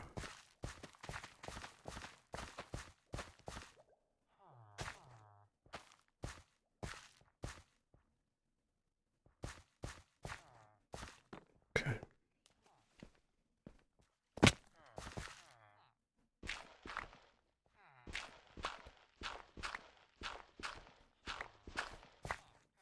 It occurs to me a much better way to do this would be to do something like this. Oh, I don't even need the signs. Great. I was thinking I need to put a sign here to keep it from coming out, but this isn't a source block. That's why it's not pouring out. Only source blocks do that. All right. Which means I don't have to take them back down.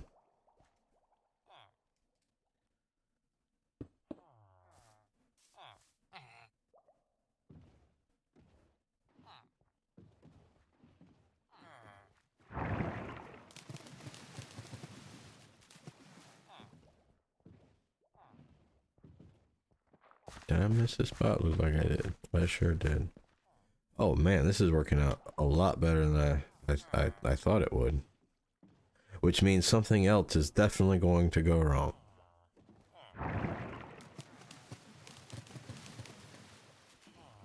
Okay.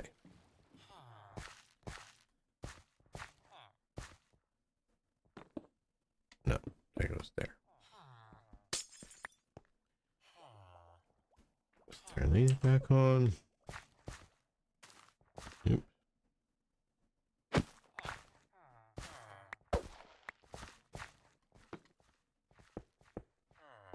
Okay. Although I meant to build the next level before I brought them up, I was just excited and forgot. And I left my boat.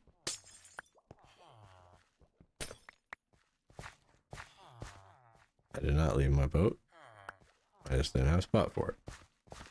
My inventory is quite full.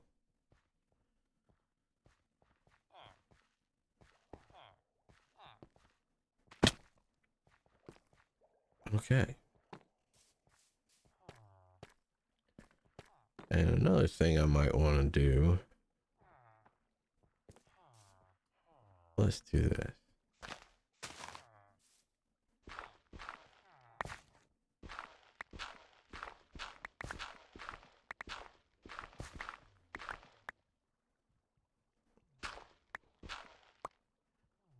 Where am I? Okay.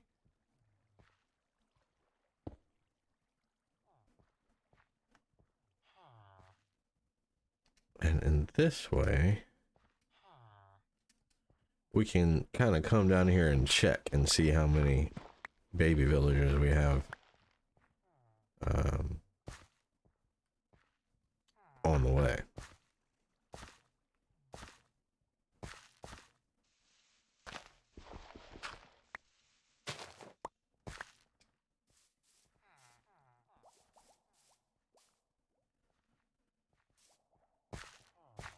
And we'll make a better way getting down here.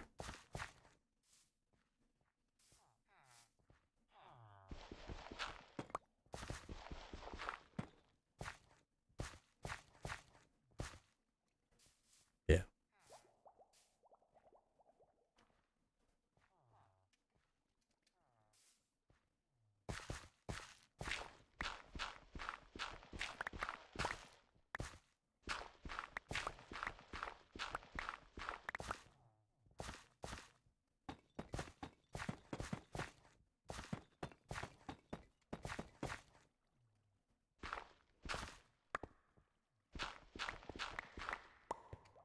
Oh dear.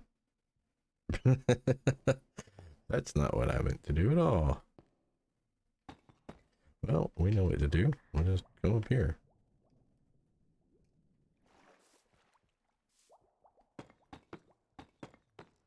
There. And now we can check on the baby. And we'll put stairs there. And there and there. Or maybe even a little bit more compactly than that.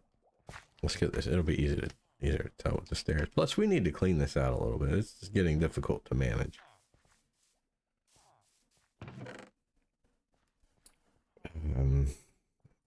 Get more of those up there. I think we're good on signs for now. Okay.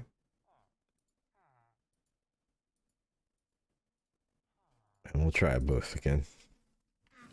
We'll see which one we like. Oh, we got our first baby villager. He should be going over to that bed anytime now. Oh, and he went. There he went. He went down. There's actually a piece of dirt floating right here. And then he should be down here now. And there he is. And when he grows up in 20 minutes, his height should pull him up through the water and push him right here, and then we can pull him out whenever we're ready.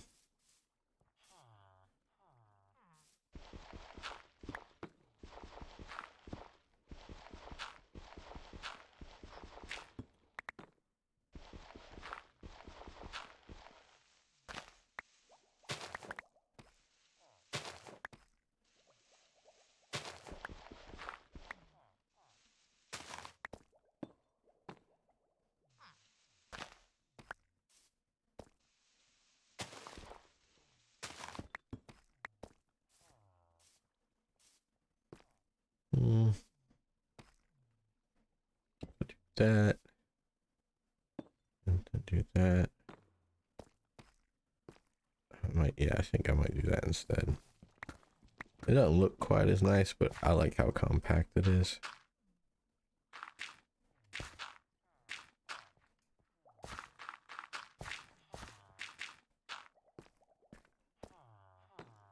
Yeah.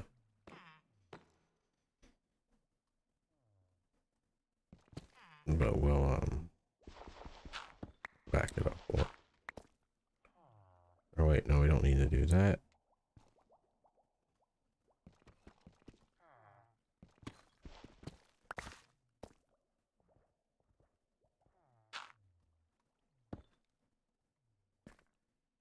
We can just oh, did it again.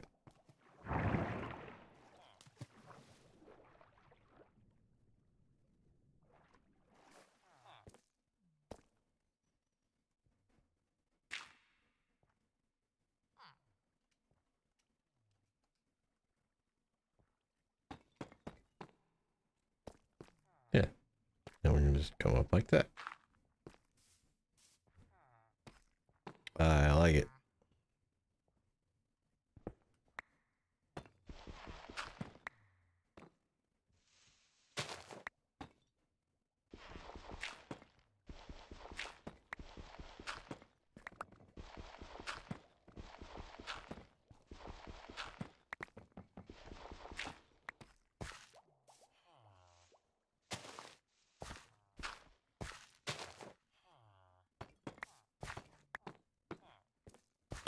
That'll work. Might even want to do the thing we did over there. And do something. Well, we can't use half slabs because we'll see the dirt through. But I think I have full blocks of that.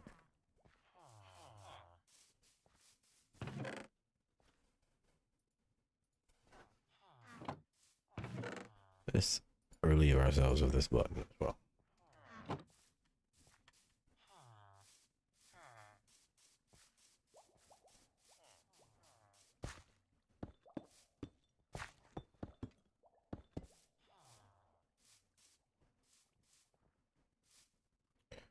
Maybe a little variation.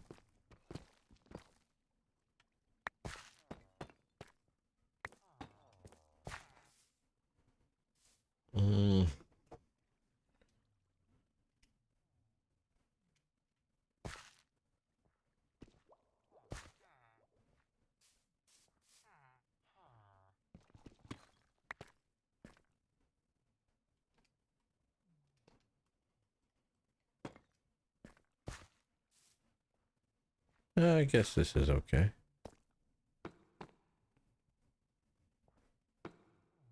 All right. And as soon as he grows up, we'll know whether or not it's working. And once we get a tiger, we'll know that these guys are doing okay. They won't breed at night, though. That's what's going on right now. So it is in our interest to sleep often while we're testing this out. I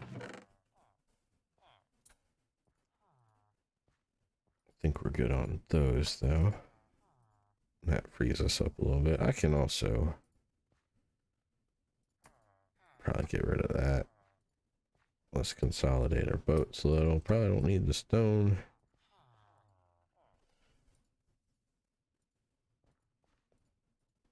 Okay, now we're a little bit more organized.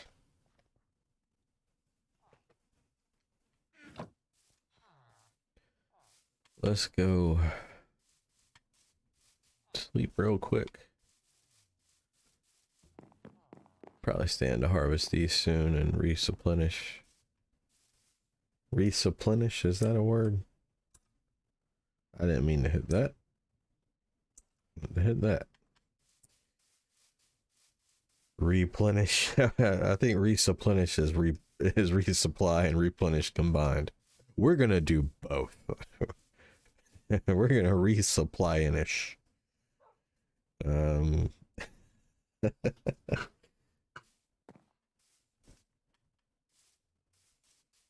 Yep, that's my new word, resupply-ish. I like it.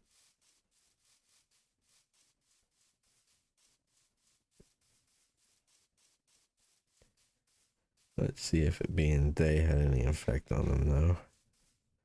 They do have to have enough food to breed, and it may take them some time to harvest it. But we know it's working, because we have this guy down here. Hi, guy. You're doing a great job. Yep, you sure are.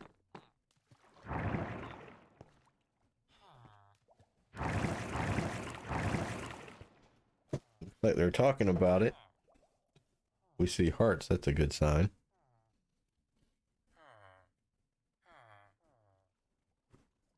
And their crops haven't actually even grown enough for them to harvest yet.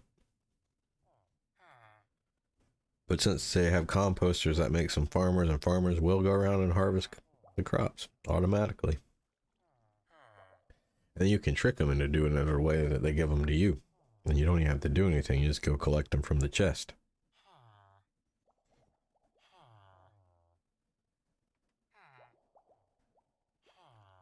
What I'd like to do is make sure everything's working before I go any further. I'd also like to eat lunch. So I'm going to take a break, but I'm going to stop filming. So it will seem instantaneous to you. But I'll be back shortly. Well, hey there. I said for me it would be a while, and for you it would be instantaneous. Look at me, I'm next to some heads. Anyway, I said that Saturday morning. It is now Tuesday evening. So it has been quite some time for me. But we got some cool stuff done. So let's talk about that real quick. I expanded the sheep farm. Well, not the sheep farm, but the sheep area. And I dyed 2 of them black, and then I bred a bunch of them. And I have a bunch of Baba black sheep now. Indeed. And you can see, and this is here because they can eat this grass, even though the fence post is on it. And if mycelium were next to it, you eventually will have this overcome with mycelium because they can't eat mycelium. So it would just be a matter of time. So this prevents that from happening. We switched this to carrots. I'll explain why in a moment as well. And the wheat is just so I could breed these guys up. I don't intend to stick with wheat. But hey, whoa, what's that? Yikes. Wow. Okay, let's explain that. I finished Saturday evening, or rather very early Sunday morning, getting all the villagers that I want for now. I also managed to convert all of the armorers. Only some of them would buy iron. Now all of them buy iron. Yeah, we had to fire a couple people again. But hey, we got iron trades like coming out of everywhere. And look at all the emeralds I got. Look at all that. Yeah. Also got up to 108 levels. If you see, I was at 110, but I had to enchant something because I dropped it and forgot to pick it back up and it despawned. But we got all the enchantments we want, plus a couple more. This smite one, man, that was the last one I got on my old world that I've been on for 5 years. It took me 2 hours of setting this lectern down and breaking it and setting it down again until finally I rolled a smite 5. And then it gave me Bane of Arthropods 4, which technically you would want 5 if you wanted it at all. But I don't really want it. But since it's the second highest one and we're going to have a spider spawning killing thing, I figured 4 is better than nothing, so I notated it. But normally I don't notate the ones that I don't want. Like this guy, you know, he probably sells things other than unbreaking and knockback. Maybe not. Some of them do, some of them don't. Yeah, he sells that too. Projectile protection. Don't care, don't want it. So I didn't notate it. Some of these guys, they sell like they might have duplicates. Like this guy has looting 3. One of these other guys might have looting 3. I only notate the one who sells it for the cheapest. I don't know if anyone else has looting 3, but I know there are a couple duplicates, and I only notate the cheapest. I've been looking at more source images of the building I want these guys to be in, and I think I'll be ready to start building it fairly soon. Also, we got a couple clerics, and that's nice because that gives us the ability to trade rotten flesh, which we'll get from our zombie spawner. We can use that for emeralds, though really I don't see us needing to do anything but farm iron for emeralds. That's going to be the real emerald maker there. But we get glowstone, and I really like glowstone. It's sort of what I use as a light source when I can get away from torches, and I don't want to use a lantern. It's sort of my pre sea lantern block, which I've already utilized a little bit of it. We can also, if I had remembered, I would have made a couple of villager Zenda clerics rather than going to the warp forest, because we could have just gotten them here for really cheap, really quickly. We can also buy bottles of enchanting now, which is nice if we, you know, want to level ourselves up fairly quickly, but just by trading we can also do it really quickly. Bottles of enchanting, you work just by, you throw them on the ground or up against the wall wherever you're standing next to, and they drop those little green orbs that we've seen flying around when we kill mobs or breed mobs or trade with villagers, and it gives you more levels so you can enchant more. I put all these beds here because I needed these guys to link to these beds, and we'll explain that now, because I know we're wondering. Oh, and we have one nitwit left over there, and then you can't see it from here, but I have one blocked in over there. He's a snowy villager way over there, but everyone else is in here or in there. So let's talk about this structure here. Get up where we can see it a little bit better. So I do have this mod called FreeCam. I don't like to use it very much because you can technically use it for x-ray vision, and that's a little cheaty for me. But if you're above ground, it doesn't function that way. So I'm going to use it now. It's very popular on Hermitcraft as well. But it's going to give us a better view of this building, and then I can explain it better. But again, typically I'm not going to use it unless I'm above ground, because it's a little cheaty underground, you know, and that's not what we're about. No. Anyway. FreeCam has been enabled. You are now inside my head. Get out of there. All right. Yes. We can even look at ourselves. Yep. Don't we look dapper? We do. Yes. All right. So this here is a villager breeder. I think I went into it a little bit in the video from before. I can't remember if I had just started this or if I was about to. So if I'm repeating myself, sorry. It's been a couple days. It's been several days actually. Anyway, these two guys here, they're farmers because of these composters. They pick the carrots and whatnot, and then they throw carrots at each other till they both have enough, and then they make a baby. The baby tries to run to the beds over there, but it can't make it. It's fooled by this trap door right here, and it falls down that hole. And it goes over here to what I have called the Gareth Reynolds Memorial Villager Breeding Center, established April 8th, 2023. I think I called it something else in the other video, but you can see it in action here. I've also separated each villager variant onto a different floor. We have our snowy guys here, and then our taiga guys, and it works just the same on everything. It's stacked, it's modular. Swamp guys, they're trying to make a baby right now. Let's watch. Oh, and you can kind of see at the top how I was talking about you can get kind of x-ray vision. Oh, and they made a baby.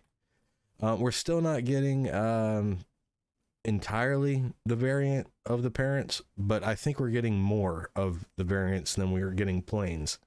But yeah, you can kind of see what I meant here about x-ray vision. So I don't want to utilize that feature of this particular mod, but here it's not really making a difference because we already know it's here. We built this. Savannah, same deal. Jungle. Hey, jungle guys. They're right here. And then up here, or no. Yeah, that's jungle. This is desert. Desert's up here. And then I built one more level. And the reason I built this isn't for breeding. In some cases, sometimes for whatever reason, they won't breed even though they have plenty of food, and I wanted a way to give them more food, but that I could kind of automate. So this guy, he's a farmer, and he goes around here and he picks all the carrots, and he attempts to throw them to this guy because this guy's doesn't have as many carrots, and villagers, from what I understand, sort of try to equalize the amount of food that they all have amongst them, or something like that, if not exactly that. But he can't catch them because every time he throws them, they go into this hopper minecart and they get sucked. Actually, this is where the free cam x-ray thing will come in handy. They get sucked into this hopper underneath, and they go all the way down. And each hopper also fills a dropper along the way. When things are in hoppers, they will go to the side before they'll go down. So whenever carrots come down here, they'll go into the dropper before they'll go into that hopper. But once that dropper is full, they'll continue to go down, but they'll always prioritize to the side. And they'll continue that all the way down to the bottom dropper here. And then, of course, filling this chest that this villager's standing on. And it's all completely automated. This guy will harvest carrots and just continue to attempt to share them with that villager forever, because they'll never reach equilibrium, because he'll never be able to catch any. So they don't breed or anything. I have these trapdoors here to prevent him from composting. I think I could also put a solid block above there, but this just seemed safer. I didn't do it that way down here. I did use a solid block. Glass, I know they can still hit the composters because I saw them doing it, but I don't think they can over when there's a solid block. The glass is considered a transparent block. Transparent meaning not just you can see through it, but it doesn't do things like suffocate mobs if their head is stuck in it. And there are numerous blocks that are considered transparent that don't look that way. That's what I mean by transparent in this case. It's a mechanic, not a visual thing. Though in this case, it's both. Anyway, anywho's will be. Let's go make it day, and then I'll show a little bit more of the features. I won't be able to show off completely, but you'll get the idea of how the auto feeding will work. I just want it to be daytime so we can see it better.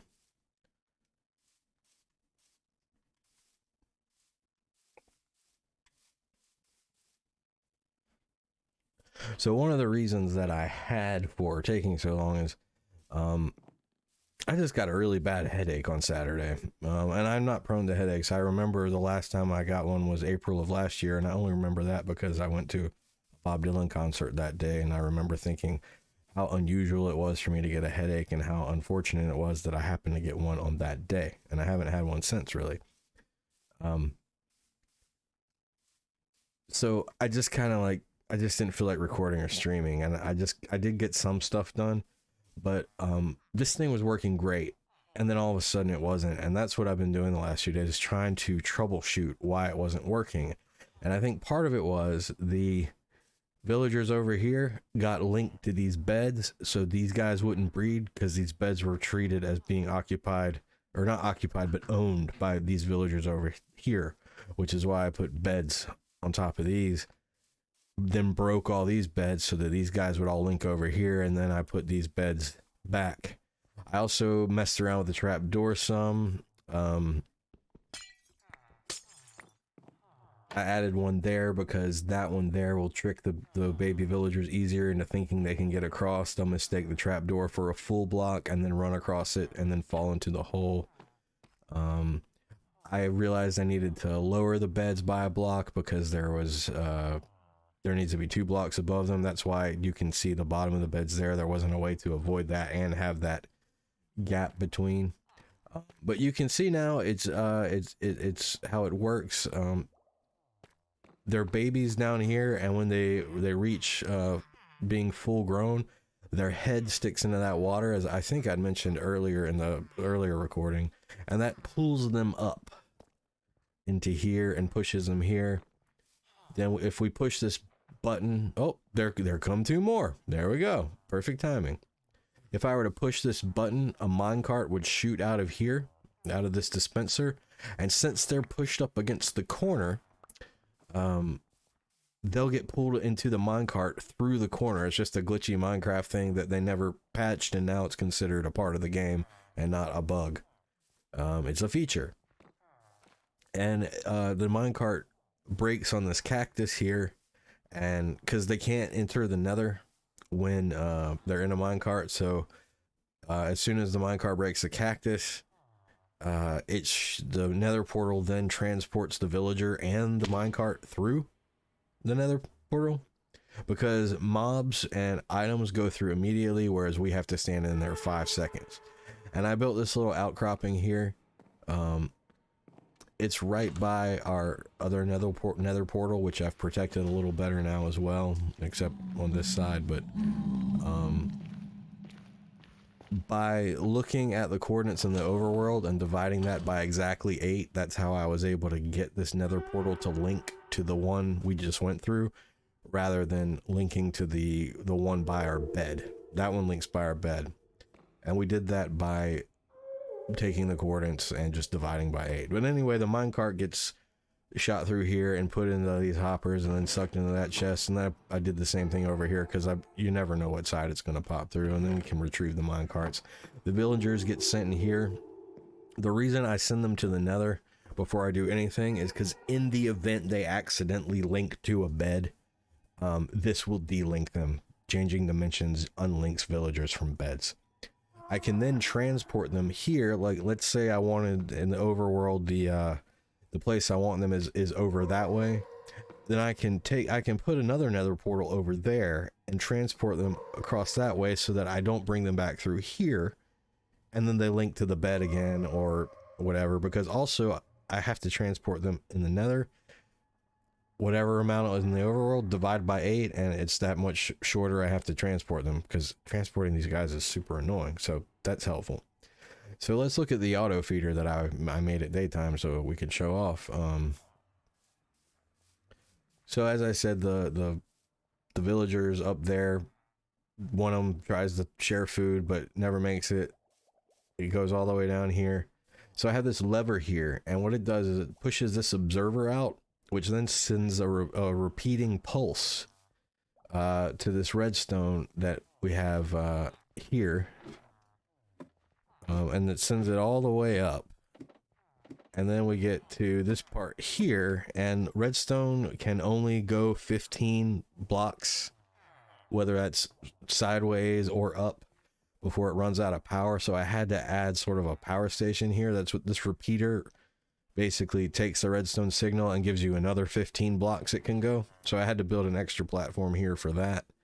And it just links all the way up to every single dropper. So when I am ready to feed these guys, I just hit the lever and we can see the pulse on all of these. And this was full, and now you see it's filling back up again. To where they all have 64. And if we turn it back on again, we can see it's filling back up. And basically we just have to wait for those guys up there to eat enough. I mean, not to eat enough, but to harvest enough to where all of these are filled up, and we'll be good to go. And then we can always come over here and snatch carrots ourselves if we want.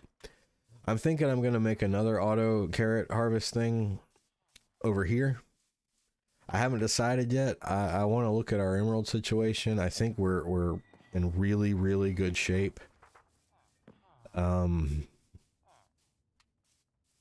Because I think we're almost at the point where we can switch over to golden carrots. 3 for 3. It's not hard to get 64 emeralds and give myself a full stack of golden carrots. The chicken cooker is finally ahead of us now.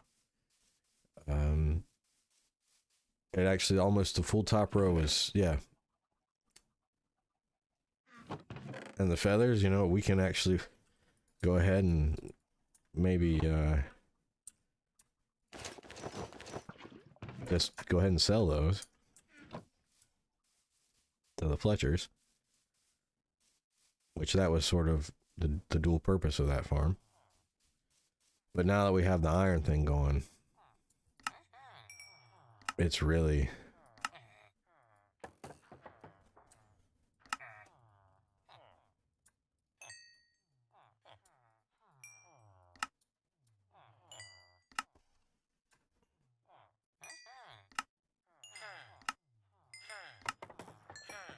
there's really no point in doing anything but iron when we've gotten where we've gotten now.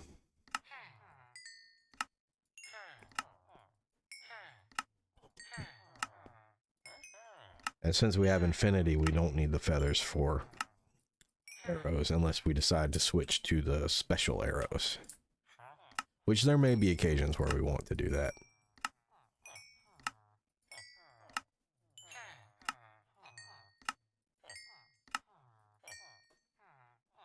All right, let's see if they've reset their trades. And yeah, they have, so we can go one more round. Oh, nope. That's it. I guess I didn't have a full stack the last time. I will put the emeralds over here because that's where we have all of them.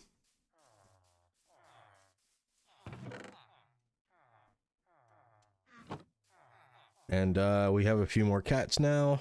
1, 2, 3, 4, 5, 6, 7, 8 cats, and we only need 7 for the creeper farm that I want to build. Though we might, since we have them, go ahead and make an extra level, or you know what we might do is to get 1 more cat, and then we have 9, and we have two left over that we can use to breed more cats in the event we ever want them. I think that's everything since I ended Saturday morning.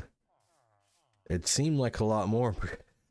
I spent all day Saturday and Saturday night, and then several hours Monday evening, and then several hours this evening making this thing work again.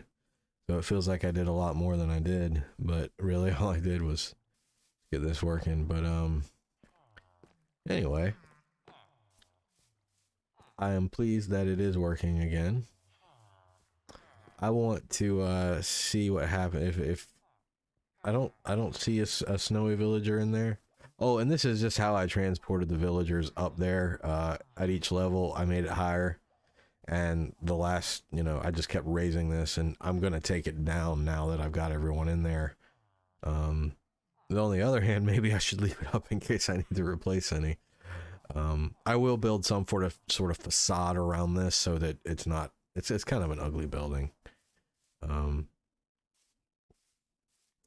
I put these things on it as well. Like, I can ring this bell. I'm not going to because it might upset the villagers, and I don't want to upset villagers breeding. It's more of an aesthetic thing. The bell, not them breeding. But they also kind of serve as walkways, so I can get up in here if I need to. But the beds and the farms are closed off. This is just sort of my little access area on each level. Though it appears I forgot to close that one off, so let's take care of that real quick.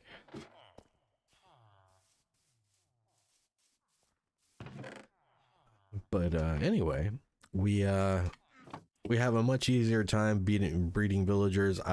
We have a containment area for them so that I don't have to go wrangling them every time I want to get one out and they all pour out. And we have created a situation in which it's more likely that we get variants of their outfits rather than just a bunch of planes. We'll still get some planes, and that's okay.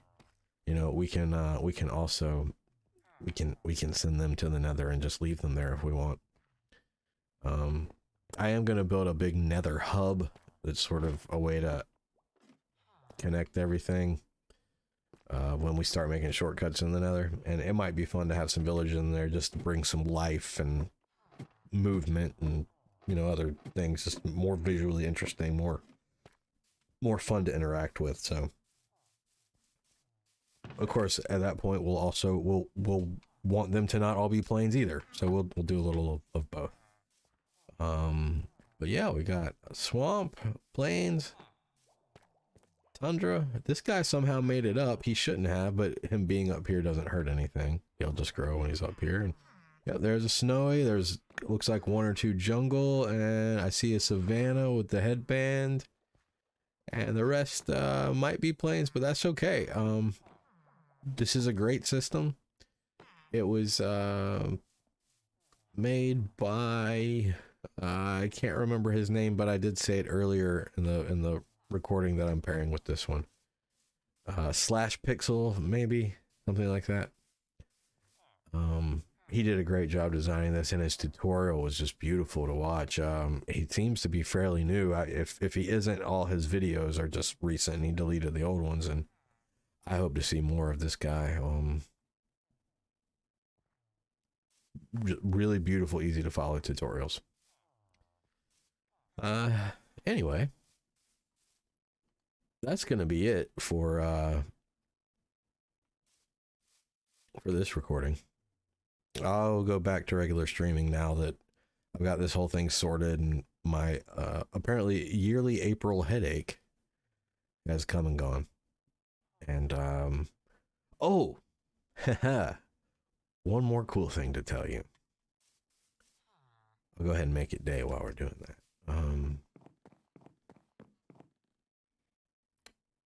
Still don't know if I want to automate this or tear it down, because this will be temporary and we can just snatch carrots from over there. Anyway, let's make it day, and then I'll tell you the other thing. This is exciting. That's why we have to make it day. Let's not sleep in our armor, though. That's not comfortable. That's not comfortable at all.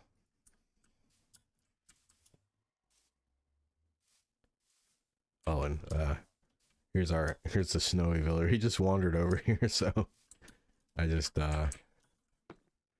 put some blocks up to keep him from wandering off further, and we'll find him. We'll find something for him to do. He'll have a long, fulfilling life.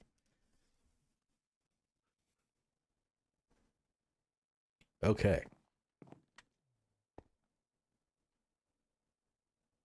So,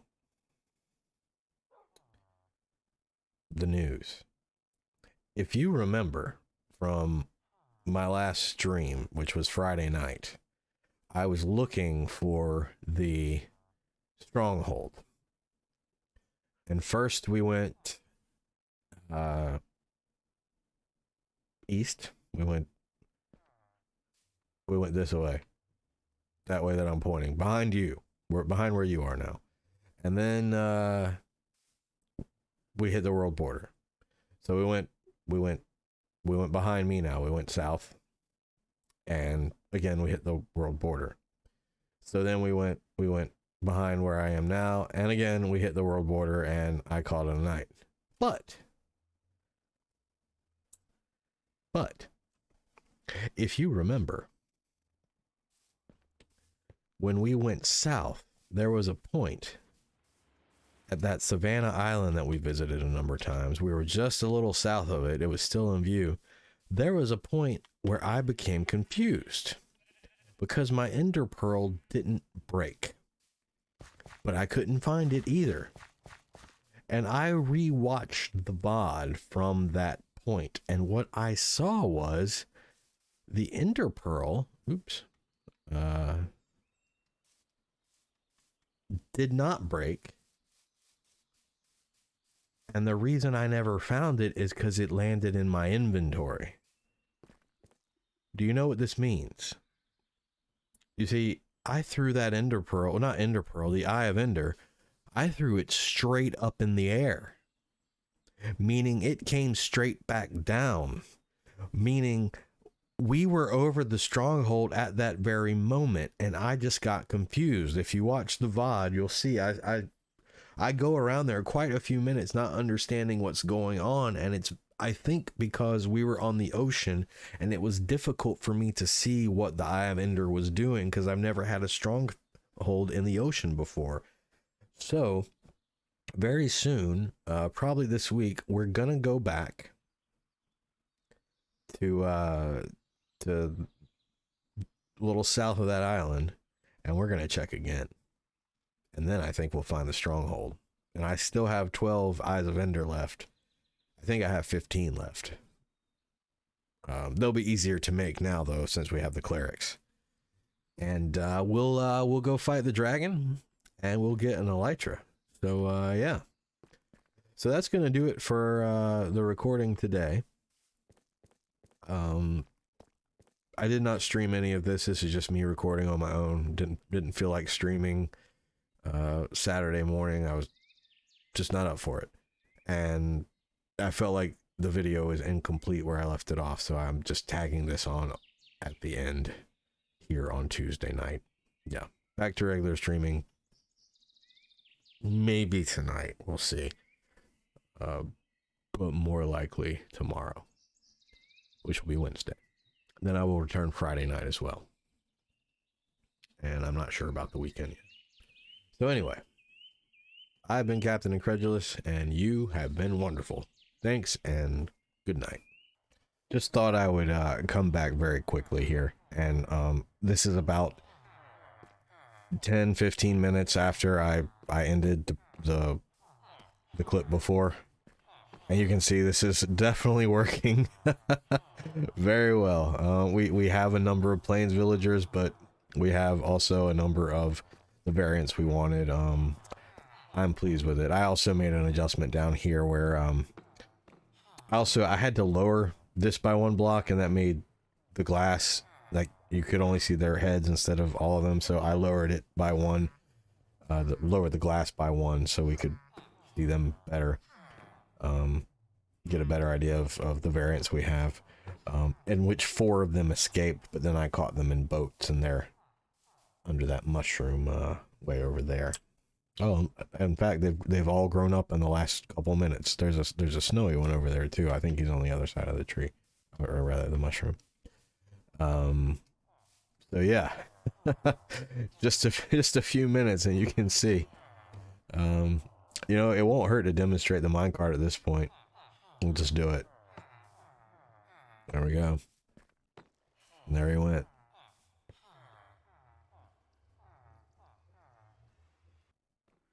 Now he's in here.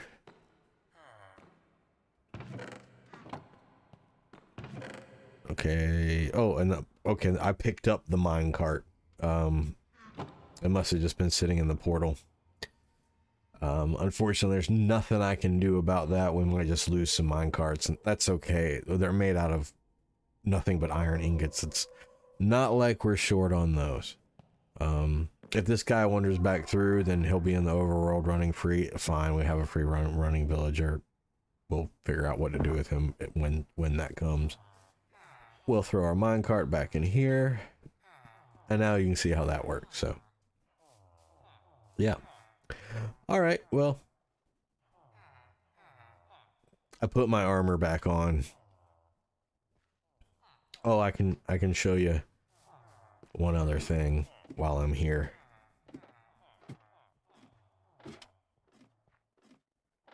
Oh, I also covered the roof in beds because I was just like, let's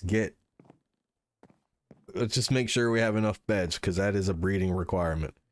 But I tried to make them look kind of like patterny, so at least it looked okay. They don't show up on the map actually as this. They show up wooden. Anyway, don't try this at home. And that is what Feather Falling 4 does. Yep, these boots were made for falling. Anyway, good night.